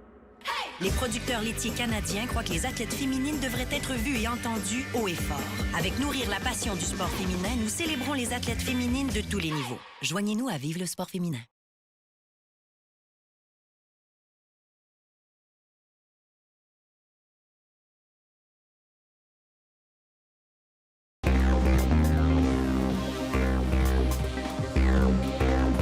if she was able to connect on that. Only had Brian to beat. Wickenheiser bringing it in now. High slot down and a shot from Saunier. There's your goal to make it 1-0. And there's Haley Wickenheiser's first point and Jill Saunier's first goal. Well, what a nice pass across career. There. As I'm sure we'll get a highlight of this momentarily here. Here it is right now, as you can see. Crossing pattern there, draws the defenders over to her. Nice pass across on the one-timer. Saunier wasting no time to bury that. And not going short side either, going across the far end of the net, knowing Lacasse would be hustling across. So using Lacasse's eagerness against her there. As we're all getting our hockey legs back on us with the DJ playing a little bit too much excited there. As Jenner with it now, centering pass over, backhand, and that is Lovell. Another rookie with another quick goal, 7:27 here. Wow, that was an amazing pass and goal. And that puck quickly disappears into the glove of teammate Esposito, who grabs it to put aside for Elena Lovell's first goal in her CWHL career. And very quickly here on the 9th and 10th shots of this period, it is now 2-0 for the Calgary Inferno. And Genevieve Lacasse, not much she could do on either of those two plays there.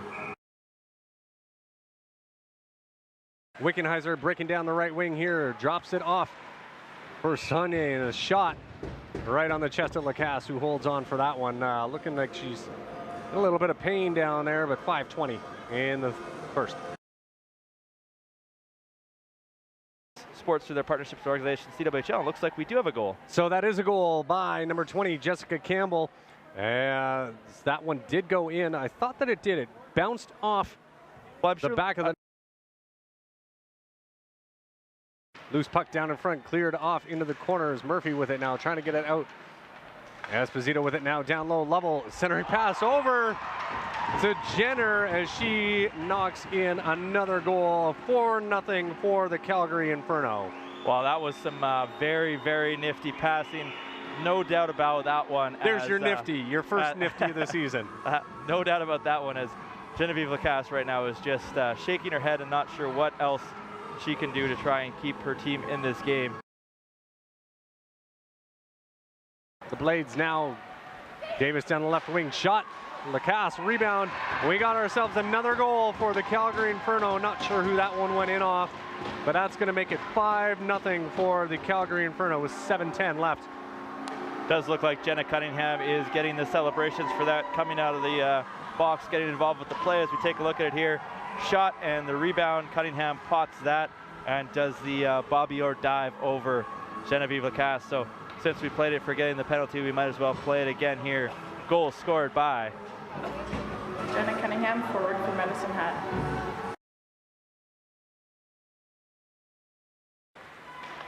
Over on the left side now, Crom with it. Crom centering pass, rink wide over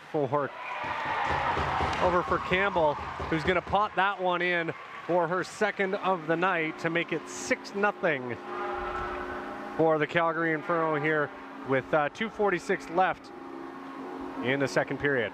Nice job by both Bram and Cunningham to get back on side there, allowing Crom to come up the left side boards and find Jessica Campbell on another cross-ice pass that finds the back of the net behind Genevieve Lacasse, who, despite giving up 6 goals, still has 31 saves on the night and is playing one heck of a hockey game.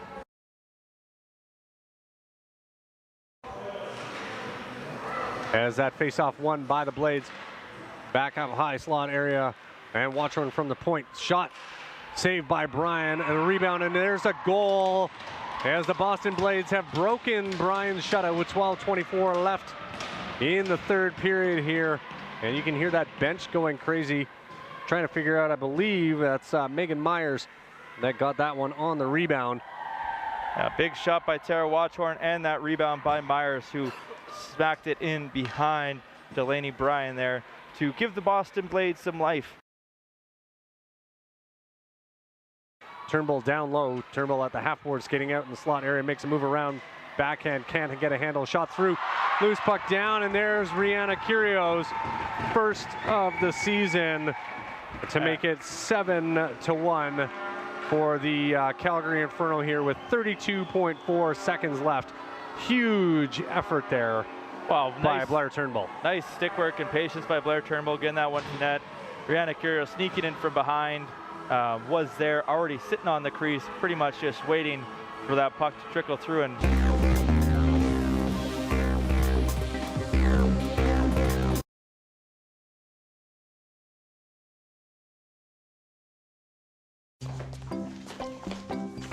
When I was 7, I wore these gloves. They held this stick. Well, these skates carried me over the blue line. We won the championship, and now it's all yours. Cool. Oh, and this mouth guard. I'll get my own. Thanks. The 5th season is when spirit for the game gets passed down. That's why we're proud to support over 5,000 teams.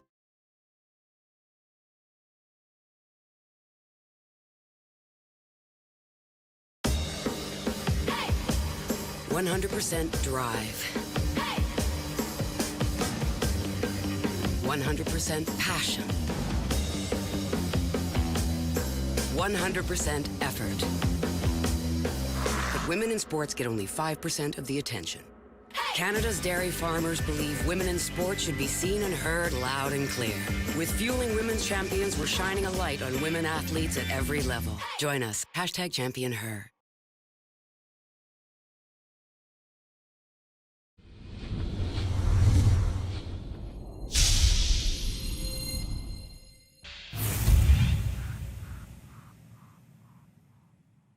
Viewer tweets a little bit later on, but what a save from Lacasse. Spooner on the doorstep, but Lacasse keeps it shut. Lacasse is sending a message to her teammates tonight so far with a number of big saves, and she wants them to know that this is what they're going to get all season. This is what my style of goaltending is all about. Kickham goes cross ice, and now Tara Watchorn will take it in deep for the Blades. Watchorn cuts to the net, backhander. Tried to go roof on that one, but couldn't quite find the target.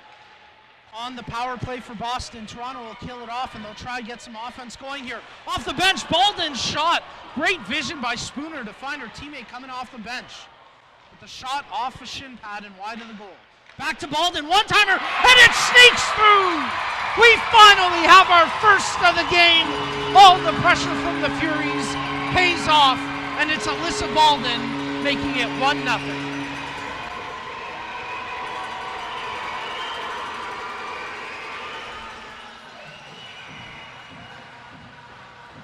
Watch Bolden come off the half boards here, out to the middle of the ice. Fulton setting it up. You see Bolden got dumped there. Let's see if Spooner can get something going. She builds up some speed across the blue line. Cuts, big shot, better save. And that was a really cheeky play by Spooner. She used the defender, Tremblay, as a screen, but Lacasse with some great vision makes the save. Here comes Emily Fulton. She's got Spooner heading to the net. Fulton! Top shelf! It's 2-0 for the Furies. I think she may have caught Lacasse on her heels just a little bit. Lacasse may have been cheating over to Spooner, who had a head full of speed heading to the net. But Darren, let's get another look at this goal from Emily Fulton. That was my thought as well. Lacasse was looking at Spooner, and she thought the puck was going there.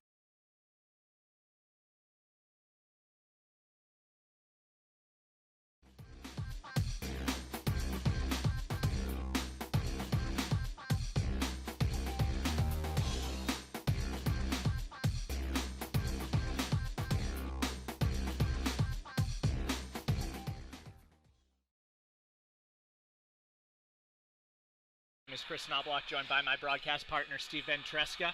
4-1 Calgary after 2 periods of play, and Steve, we'll go through the replays. An interesting period for the Inferno and a good step forward for the Blades on the offensive front. Yeah, the Inferno were finally able to crack Genevieve Lacasse by getting the first 3 goals of the period. The first one just happened to be sort of a trickle shot that went in. As we look at the replay now, and I believe that's Kickham carrying the puck out, and it's a bad turnover that's going to happen right there. Right off the skate. And this is actually the second goal that Jenner elevates to Esposito. One quick deke. shows her the head fake to the middle and tucks it right by the sprawling glove of Genevieve Lacasse. A little too easy, as it's a clear 2-on-1 with not much the defense or Genevieve Lacasse can do after that one. We also had a good positive with Megan Shea for the Blades getting her first goal of the season. Yeah, it was sort of one of those plays that, as we look at, I believe this is the first goal that's going to come. That's just a save by Genevieve Lacasse. But the goal by Megan Shea was just a good hustle play in the corner. She chips the puck into herself, goes after it as we see it now, and just sort of fires it towards the net. I believe she was looking for number 21, Olivia Keefe, in front. Hits off the backhand side of the stick of Desjardins and deflects into the net. Get a little positive momentum going for the Blades. And as you said at the time, it doesn't matter how pretty the goals are, they still count in the scoreboard. The downside is that after that goal, which came about 30 seconds after Calgary's third goal, the Blades allowed another. And that is where things started to really unravel for the Blades. Not that they were playing badly, but they allowed that response goal from this very talented Inferno team. And they haven't played poorly at all. They've just allowed way too many easy chances like this. It's Esposito stepping to the middle, and a couple of dekes splits the defenders. A shot pass to the far post, and Lovell, with the composure, goes to the backhand and roofs it right up under the crossbar by a sprawled out Genevieve Lacasse. Now, looking at all these replays of these goals on Genevieve Lacasse, you have to, there's absolutely nothing else that she can do. These are spectacular saves and rebound attempts. These are very high pressure. You can see why she was Shannon Sabatos' backup and could very well be a starter in the next Olympics for Team Canada. She has played unbelievably well. She's just faced this onslaught of shots. There are onslaught of shots, and it's very high-skilled plays by this very talented Calgary Inferno team. We saw Haley Wickenheiser sort of impose her will out there with the time and the space Boston was giving her. Just too much for this talented Calgary team. And they even are missing 6 players to the Four Nations tournament. So this team is even more talented than we are seeing today. We are ready for the third period. Face-off won by the Blades. Sent back to Sarah Duncan over to Watchorn. Boston skating left to right across your screen and or radio dial. Controlled by Calgary in their own end. Sent along the near side boards. Kept in by the Blades. As Duncan will rattle around to the far side. Now Myers over to Kickham. Kickham with the centering pass to Brown. Shot, score! Christina Brown with the goal. It's 4-2, and that was a beauty by Brown. Yeah, great job by Sarah Duncan keeping the puck in at the point, sending it back in deep, and just the hustle by this top line. Erin Kickham gets the pass from Megan Myers, who wins the one-on-one battle in the corner, centering feed, and Brown pucks to the net. Again, slips through the 5-0 of Desjardins, and we have life just 25 seconds into the third period here for the Blades. Good vibrations plays through the Songus Arena here in Lowell. That's Brown's first regulation goal of the season. She also had the shootout winner in the second game against Toronto, back up in Toronto, just the Blades' second game of the season. First line stays out for Boston. Face-off won by the Blades, but then immediately lost, and Hag goes to chase it for Calgary. Sent off the boards to Pieri. Pieri with a shot, but Kickham gets a stick in the way, and we are seeing a completely different Blades team out there in this first minute of play. Now Pieri chips it in for Wickenheiser, but she can't get a stick on it, and she will be harassed in the corner by Drew Burns. Now Cunningham. Stick handles, tries to get away from Brown, falls over. We have a penalty coming up on Brown, and that's a tripping call against the assistant captain for the Blades. Yeah, one positive at one end of the rink for Christina Brown, getting that early goal to bring the Blades back within 2. And then just 21 seconds after it, trips up the Inferno player in the offensive zone and will have to sit for 2. The Blades penalty kill's been great so far tonight. Let's see if they can hold them off one more time. Third penalty kill for the Blades this game. Centering pass from Wickenheiser for Esposito, but smothered by Lacasse, and she'll hold on for a face-off. We've seen 1 minute and 3 seconds in this period, already a Blades goal and penalty, certainly not lacking excitement. And Christina Brown, the center of attention so far in the period, scoring the goal, assisted by Kickham and Myers, and then, being accused of the penalty of tripping, and has to sit for the next 2. Cleared out by Boston. Cudmore goes back in front of her own net, but Shea is on her. And Cudmore holds the puck, sends it up to Wickenheiser along the far side. Wickenheiser skates across center ice. She has 3 other Inferno members with her, but Watchorn dispossesses her Team Canada teammate, and it's sent back to Cudmore. Now Jenner.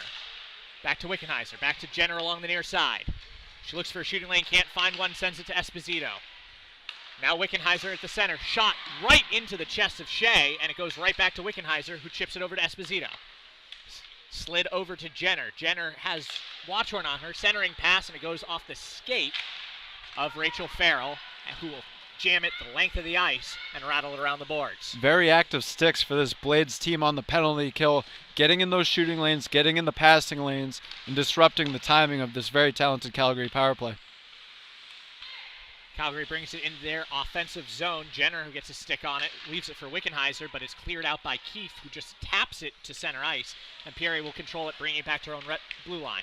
Now Lovell, fighting for the puck with Tremblay. Tremblay takes the puck from her and clears it out of the zone, and that's one of the better defensive plays we've seen from Ellie Tremblay. Very strong play on her stick by Ellie Tremblay, just stealing the puck right from Elena Lovell and clearing that puck all the way down the ice. That's a very talented person coming down one-on-one, and you win that battle.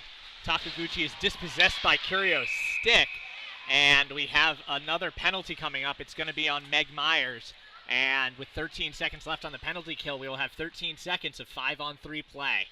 Yeah, and I can't see who the Inferno player was that carried just over the blue line, but Myers stepped into her, and I believe the call is going to be for body checking, as the Inferno players just getting up and we're regathering ourselves. It looks like it's number 18, Takuchi, the defenseman, who was joining that rush that Myers had taken down, and she's going to sit for 2. It's going to be 5-on-3 for 13 seconds before Christina Brown. Very long seconds here. Kickham, Burns, and Watchorn out for the Blades. Wickenheiser with the puck, sends it to Jenner. Jenner looks for a bad angle shot. Watchorn's in her way. Wickenheiser shot, save, rebound, bounces out, and Watchorn gets a stick on it before it can be recovered by Esposito. Now Watchorn in the corner. Penalty to Brown is done. And we almost had a breakaway as Brown was waiting on the Calgary blue line. Great play by Tyra Watchorn, winning a 1-on-3 battle behind the net just as that penalty was expiring before trying to sprint Christina Brown. Pass just got intercepted, or else she would have been all alone. Puck chipped into the Boston zone by Calgary. Almost an icing call, but it's immediately sent back out by Boston as Watchorn rattles it into the neutral zone. Esposito brings it back in for Calgary. Centering pass there for Hag. Shot off the post. And we have a stoppage of play. Looks like the net came off as Genevieve Lacasse sprawled out, going post to post, doing the splits there, and keeping another quality chance 1-on-0 out of the net, as I believe it was Lovell coming down after a beautiful pass by Jenner to send her free. Face-off won by Cunningham. Back to Crom. Crom over to Pieri along the near side. Now Curio, back to Pieri. Pieri with the shot, bounces in, and little knuckle puck, and it goes to the rear boards where Shea recovers. She fights for control with Crom. Now held by Cunningham, skates behind the Boston net. Over to Curio. Curio misses Cunningham, but she recovers. Back to Curio and over to Pieri at the point. Pieri skates for the center, back to Curio. Curio with the pass to Cunningham. Cunningham centering pass, shot, save there, but the save wasn't made by Lacasse. It was made by Sarah Duncan. Managed to get her stick in the mouth of the net. Very heads-up play there by Duncan, clearing that puck out after Genevieve Lacasse was going the other way, and we only have 30 seconds left on this long penalty kill for the Blades. Crom with the puck, sends it over to Pieri. Pieri with the shot, chipped up by Cunningham, but it goes into the rear boards. Now Tremblay will fight with Curio along the boards for the puck. Tremblay still fighting, and Curio will take possession, sends it to Crom. Crom over to Pieri. Pieri back to Crom at the center. Crom holds, chips it over, but it goes wide of Lacasse's net, recovered by Cunningham. Cunningham looking for a centering pass. Her shooting lanes are full of Blades. Leaves it off for Crom over by the point. Penalty expires, and Myers is back out on the ice. Cunningham with the shot goes wide. Looks like it was blockered away by Lacasse. And we're back to even strength as Jenner attempts a jam shot on Lacasse and doesn't make it to the net. Loose puck along the near side. Farrell will chip it across center ice, and it will be recovered by Cudmore in the Calgary end. She will send it up to Wickenheiser. Wickenheiser can't control it, and Burns will take possession, sending it to Watchorn, who will bank it out to the blue line of the Blades. Chip back in by Takaguchi. Lacasse will play it behind her own net. Burns will rattle around the boards, but she can't clear. Cudmore sends a shot wide of Lacasse's net, and Esposito will recover. Gloved down by Jenner on a backhand pass. Now back to Esposito at center. She sends it in. Wickenheiser looking for a shot, but can't get through traffic. Watchorn will clear the puck back around towards the near side boards. Takaguchi will keep it in. And Esposito will now send it back right behind the net where Wickenheiser is waiting. Wickenheiser out to Takaguchi. Takaguchi with the knuckle puck on Lacasse. Save made, and the centering pass goes right to Christina Brown, who sends it to Myers. Myers chips it up to Brown out of the zone. Brown into the Calgary zone. She's harassed by 2 Inferno. And loses possession of the puck with Curio now bringing it out of the Calgary zone. Her centering pass went to Claire St. Germain at center ice, who chips it right back to Cudmore in the Calgary zone. Christina Brown was looking for a holding call there. I believe she was one-on-one with Cudmore and tried to go around her. Cudmore just stayed her lane, not allowing Brown to go by. Iffy no call there by the referees. Calgary sends the puck up to center ice. Loose puck along the boards with Hag giving chase for Calgary and St. Germain giving chase for the Blades. St. Germain recovers the puck in the Boston zone, fights for it with Hag, and Giannino will give chase as it appears Pieri got a stick on it, fresh on the ice. Now the puck back behind the Boston net, left off for Cudmore. Cudmore looking around, and Grace Murphy gets a check on her. Murphy chips the puck over to St. Germain, and St. Germain will attempt to clear. She cannot. Pieri keeps the puck in for Calgary. Slow shot in, and St. Germain will again chip it out, this time making it over the blue line. Now Lovell. Lovell with a shot on Lacasse. Pad save off to the near side. Pieri controls the puck now back at center ice for Calgary. Up to Esposito. Esposito in the attacking zone. She is harassed by Murphy, and Murphy will gain control of the puck, sending it over to Burns, who is harassed by Lovell. Burns and Lovell fight for the puck. Murphy comes in to help, but now Jenner has a clear shot at the goal, and it's sticked away by Lacasse. Giannino attempts to clear and cannot. Now Burns behind her own net. Jenner giving chase, and Burns will send it over to Lyons. Lyons, who barely clears the blue line, but Esposito takes control of the puck. Esposito back into the Boston zone, beats Burns. Shot goes high over the crossbar and into the protective netting. That was not a great look there for the Blades, as they gave up a lot of defensive chances. Bad turnover by Lions just over the blue line, as you mentioned, Chris. Just enough to get it out, but a very quick transition as our fans are going crazy here. Quick transition by Esposito to make one move past the defender. Shot goes up off the crossbar and out of play with just 12:05 remaining here. Blades are now within 2. And the cheering you hear in the background is for Nicole Flores, who's getting in her first game action of the year. She has dressed for all of the games, but this is her first time on the ice. Now Wickenheiser behind the Boston net, looking for a centering pass to Hag. Hag can't get a shot off, and it's kicked away by Lacasse. Now Duncan behind her own net. Mo gives chase, as does Hag. Hag with the centering pass, but Keefe is in the way. She chips it to the rear boards. Flores giving chase to the puck. Kept in by Aoki. Aoki up to Hag. Hag with a centering pass that goes off of Shea's glove. Now over to Wickenheiser. Wickenheiser holds. Centering pass, but can't convert by Aoki, and Aoki will have to recover along the far side. Smart play there by Flores. In her first game action, as you mentioned, Chris, sees the defenseman sneaking in behind her and able to get a stick up to disrupt that centering pass. Great job by Flores to dispossess a Calgary player and get the puck into their zone. A good first shift for her, as now Shea gives chase as Mo recovers the puck for Calgary. Wickenheiser loses a handle on it, but the puck travels into the Boston zone, where Tremblay will go back to receive it. She is with Watchorn as the defensive pairing. Boston's first line out there, but Crom brings the puck back in for the Inferno. Skates into the zone where Tremblay recovers the puck, holds the puck, and Calgary lets off. Bad centering pass there as Tremblay was attempting to clear, and Curio got a stick on it. And now we'll have a Boston rush as Kickham attempts a shot that's blocked away by Crom.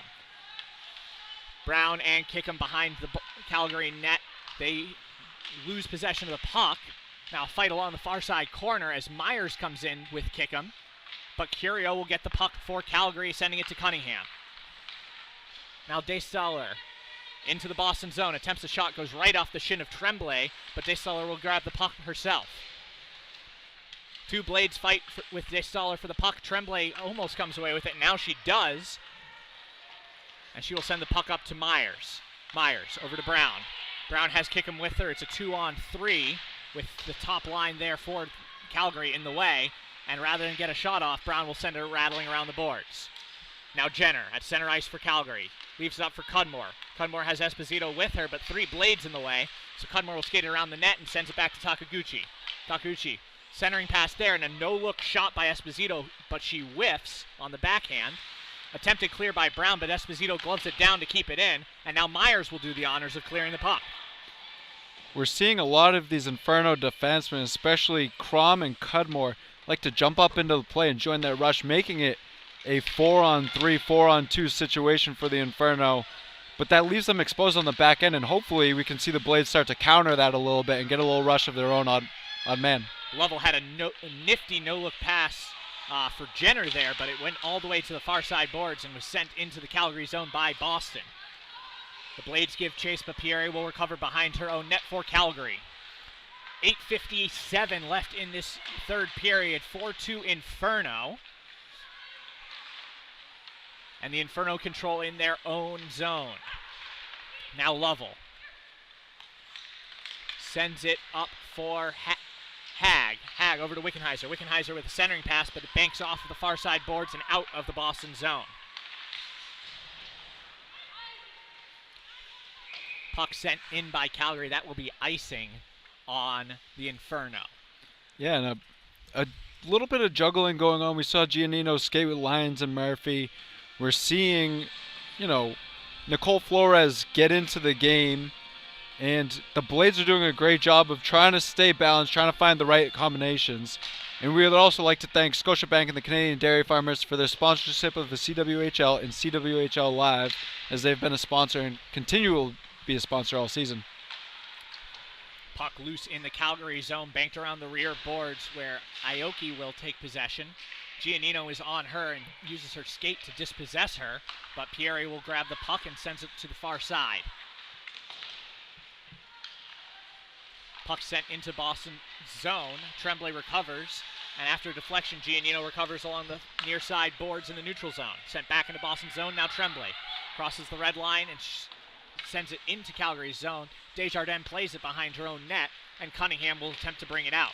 Dispossessed by Shea. Shea could have had a good shot there, but she couldn't hold the puck.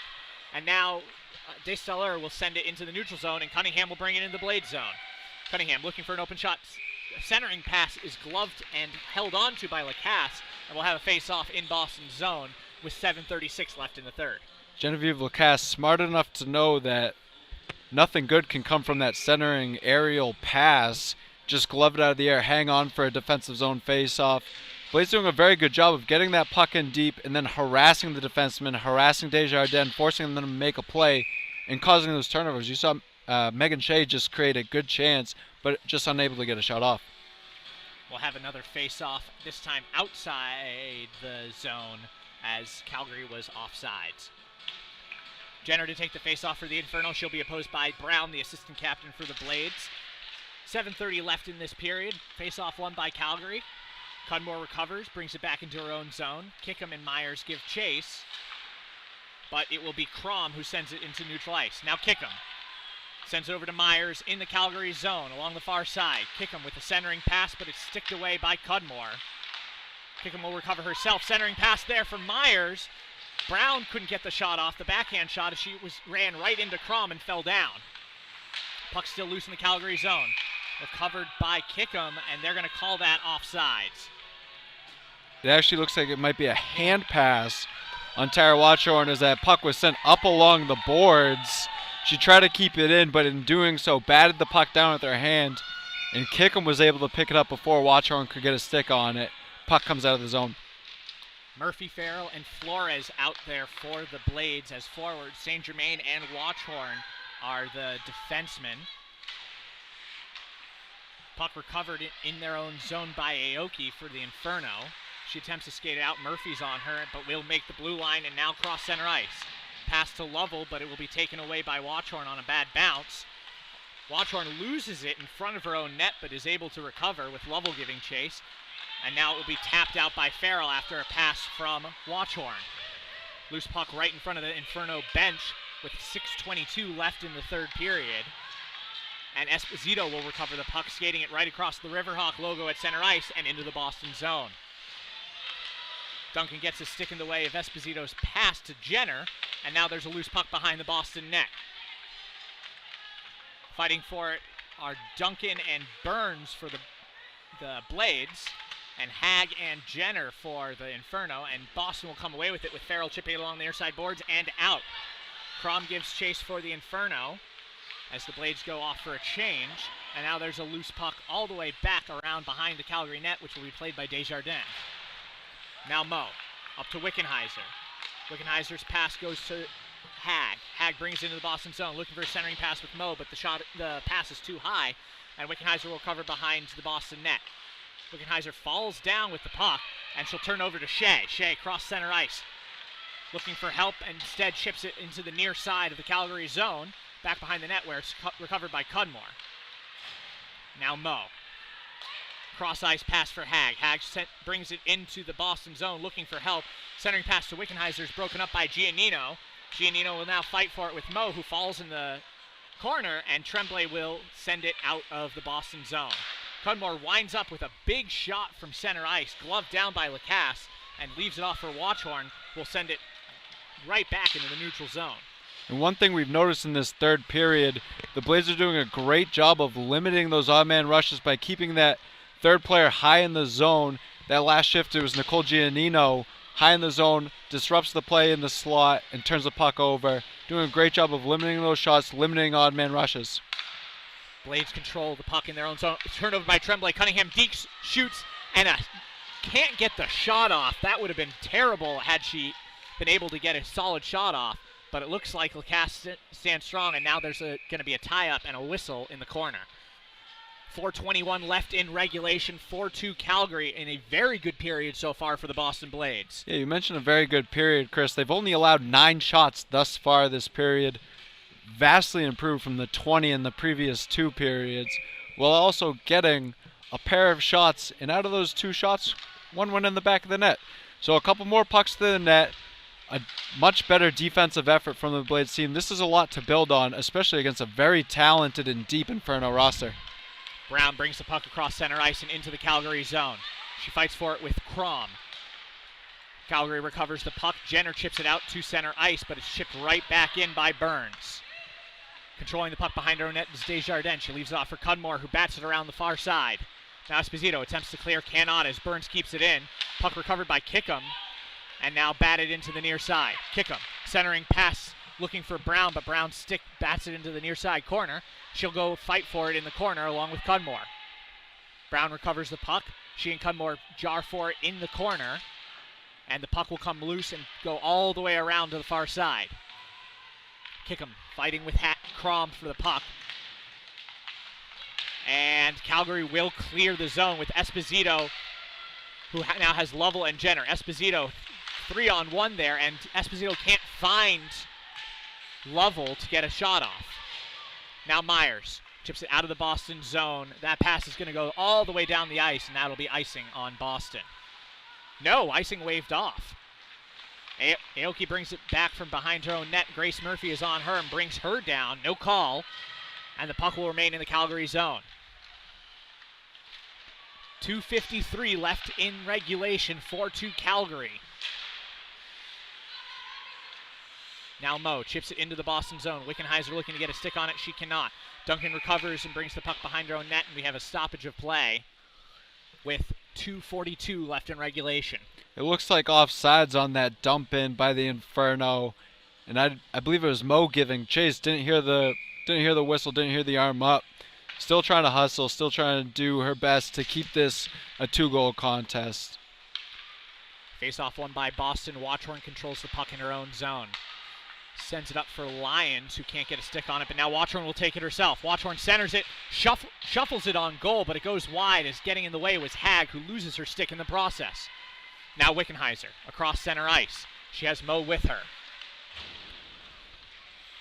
She holds the puck, looking for Hag's shot, she whiffs on her shot, and Calgary will cover, although a bad recovery sends the puck into neutral zone as Pierre was unable to find Crom. 2 minutes left in regulation. Crom brings the puck into the offensive zone. She has Cunningham with her. Cunningham stick handles the puck, but Kickham bats it away from her along the near side boards. Now Duncan fights for the puck with Destaller. And puck will trickle along the far side boards. Curio will attempt a centering pass, but it's intercepted by Farrell. Farrell cross center ice. We'll keep an eye on Genevieve Lacasse in case she comes out of net, even though there is a 2-goal deficit. Giannino keeps the puck in Calgary's end. Centering pass, but no one's home. Is batted away by Crom, and Calgary will clear. Lacasse plays the puck in front of her own net. Now Giannino in the Boston zone, loses possession, and Lovell gets her stick on it. Looking for a centering pass, has none. Skates around with the puck. Her centering pass goes right to the stick of Giannino. Trips up Cudmore, no call as it was incidental. And now Shea will recover the puck for Boston and bring it out of their zone. Lacasse controls the puck behind her own net with 1 minute left in regulation. Now Burns over to St. Germain. Up to Giannino along the near side. She finds Shea at center ice, but she is dispossessed by Takaguchi.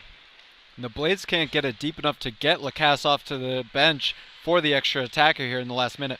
Centering pass is whiffed on by the Inferno. Jenner now controls the puck along the near side, skates with the puck, harassed by Keefe, but Jenner holds on to the puck, leaves it off for Cudmore. Cudmore wasn't ready for it and had to stutter step to get to it. 30 seconds left in regulation. Down goes Lovell behind the net as Burns gives chase on the puck, and it will be Keefe who chips it up and out of the Boston zone. Cudmore controls it in neutral ice and now in the Calgary zone. Giving chase is Shea, one of the goal scorers tonight for Boston. Keefe dispossesses Lovell, gives it off to Shea. Shea flips it up and over neutral ice, and they'll go off for a change with 8 seconds left in this game. Desjardins plays the puck behind her own net, leaves it off for Cudmore. Cudmore chips it out of the zone, and Duncan gives chase, but that will do it here in Lowell as the Blades drop their 4th straight game to Calgary by a 4-2 score. Steve, still looking for that first regulation win of the year, but certainly a lot that can be built on by the Boston Blades after this performance. This was quite a good performance from them. It was a much better effort, much improved. 5-on-5, you could see it in the third period, in the first period especially.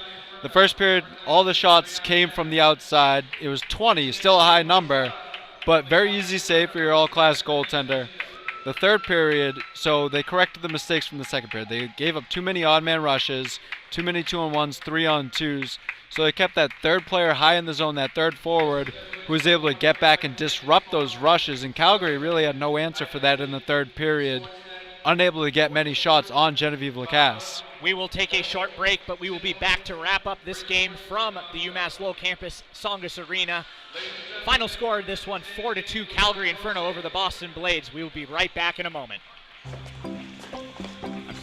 When I was 7, I wore these gloves. They held this stick. Well, these skates carried me over the blue line. We won the championship. Yes. Now, Oh, no. all yours. That's okay. Cool. Oh, and this mouth guard. I'll get my own. Thanks. The 5th season is when Spirit for the Game gets passed down. That's why we're proud to support over 5,000 teams.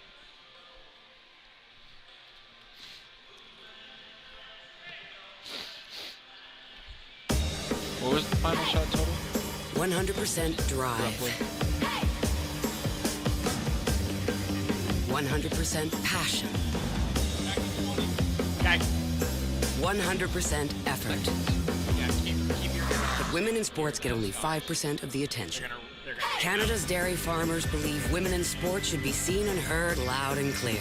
With Fueling Women's Champions, we're shining a light on women athletes at every level. Join us. #ChampionHer. We are back here at Songus Arena on the campus of UMass Lowell here in Lowell, Massachusetts. Final score in this one, Boston Blades 2, Calgary Inferno 4, but a very good effort out of the Blades and certainly a lot they can take away from this game. Yeah, it was more of a full 60 minutes that we saw from the Blades tonight. Couple blips here and there in the second period. The only period that they gave up any goals. Scoreless in the first, scoreless in the third. But as you said, much better effort all around. I thought the forwards, that new improved line of Myers, Brown, and Kickham, really generated a lot of pressure on the defense and on the goaltender for the Inferno today, and really caused some turnovers and created some of those chances they had for goals today. Let's give you a full recap of this one, starting with the Calgary Inferno goals. And this first goal came about after a nifty little passing play from the Inferno.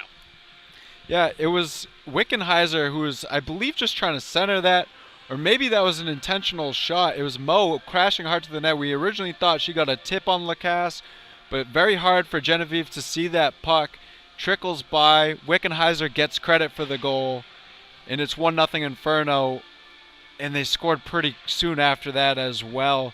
They sort of built on that momentum of the first one going in, and you saw the skill sort of take over for the Inferno in that second period. The top line of Jenner, Esposito, and Lovell, who joined the game late, was certainly a force to be reckoned with as we see the second goal on replay. Yeah, we saw this one after the second period too. It was the bad turnover there going off the skate, and just a good elevator pass by Jenner, a one-head fake to the center of the ice by Esposito, and tucks it by the sprawling glove hand of Lacasse. Not much she can do there. 2-on-1 with no help and a very talented Esposito. We saw how good her hands were all night long with those quick dekes and head fakes. Now, again, the same line produced that third Calgary goal, which set up a pretty interesting sequence of events with back-to-back-to-back goals between the Blades and Inferno. Yeah, it was definitely a return of the favor here by Brittany Esposito, who... Oh, I'm sorry. I have my goals mixed up. That was just the centering pass and a one-timer out front. Wickenheiser finding Jenner in front. It was sort of the mix and match in between lines going on, but too much talent for this Calgary team. They jumped out to an early 3-0 lead in a very short span there in the second period. The Blades were playing well up until then, and 5-6 minute lapse in play, and you're down in a whole 3-0 to a very good team. However, the Blades did respond to that third goal with Megan Shea scoring her first professional goal, a very good bright spot for this Blades team, as it was a bit of a tricky play with her centering pass going off the stick of Desjardins and into the net. Like you said, Steve, doesn't have to be pretty, but it still counts on the scoreboard. It doesn't have. That's Shea's first goal, and something that we saw out of this very improved third line for the Blades. Yeah, we saw them get more and more confidence, more and more playing time as the game went on, and we saw Megan Shea sort of take matters into her own hands, get the puck on net, go after rebounds, get the puck in deep, grind it out with the defenseman, and sort of win those puck battles. And that's something to sort of look for as we return the 14th against Brampton, how well that third line's been going, and see if they stick together as that unit. We saw a lot of good things today out of the forwards, and that was definitely one of them. Megan Shea, just get pucks to the net. Doesn't matter how it goes in, as long as it's in the back of the net, it all counts the same. Now, unfortunately, the Blades were unable to build on that momentum because less than a minute later, Calgary answered with their fourth goal. Yeah, it was one of those lapses, and again, this was the goal I was talking about. Esposito returning the favor to Lovell. Couple nice head fakes, a deke. Hard pass to the far post. Lacasse thinks it's a shot. We all did up here. Lovell has the poise and the patience to pull it onto the backhand and put it up and under the net. Up and under the crossbar, I apologize. And it makes it 4-1. Tough to mount a 3-goal comeback in a period against a team with this offensive firepower that can sort of flip the switch, as we saw in the second period. They had a lot of good chances in the first, but flipped that switch, scored 3 quick ones before the Blades were able to counter with one of their own. And that was the epitome of their skill right there on that fourth goal. Now the Blades would respond, and they responded early in the third period with Christina Brown, the assistant captain for the Blades, scoring her first regulation goal of the year, and it was a very nice play by the Blades. A very quick response, as it was just 30 seconds into the third period. Yeah, it was a nice play all around, as it was a nice hold at the point by Duncan. She sends the puck all the way around. Myers pins her defenseman, kicks it down to Kickham, centering pass to Brown, and just a quick shot. It was nothing fancy. Beats her 5-hole, makes it 4-2 very early on, and there was definitely life after that for the Blades, as that was 25-26 seconds into the third period, and you started to feel the game turn a little bit with that. They got a little bit more offensive pressure. They didn't get the shot total that they wanted in that third period, but the pressure was there. They skated for a full 20 minutes there in the third, 20 minutes in the first, couple blips here and there in the second. As you mentioned, it was the problem period for them last night. Problem period again this morning. But there's definitely things from this game that you can build off of. Genevieve Lacasse did a fantastic job in net, as usual. And the increased effort in layering your defense in that third period, getting an extra forward back, limiting those odd man opportunities for the Inferno, and getting some pucks in deep and grinding them out. Really a solid game overall by the Blades. A lot to take away from this one. Absolutely, Steve. We will be back broadcasting for the Blades as they take on the Brampton Thunder on November 15th. That game will be from New England Sports Center's rink number 1, although that is subject to change. The 3 stars were not read out after this game. However, they will be available on Twitter at the CWHL, and they are sponsored by Tim Hortons.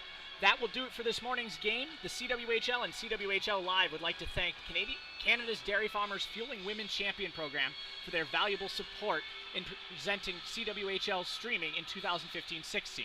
We'd also like to thank our league sponsors, Sportsnet, Wingsport, Bauer, Tim Hortons, Toyota, Molson Coors, the Globe and Mail, Bridgestone, Bridge Force, Gong Show Gear, OMGs, the Calgary Flames, Toronto Maple Leafs, and Montreal Canadiens for their valuable support of the Canadian Women's Hockey League. And I'm sorry, I forgot to wear my glasses for this read. For my partner, Steve Ventresca, my name is Chris Knobloch. Thank you so much for tuning in to CWHL Live today. The final score from here in Lowell at the beautiful Songus Arena, Calgary Inferno 4, Boston Blades 2. We'll be back with our next broadcast on November 15th. Hope you tune in then. Thanks so much for watching.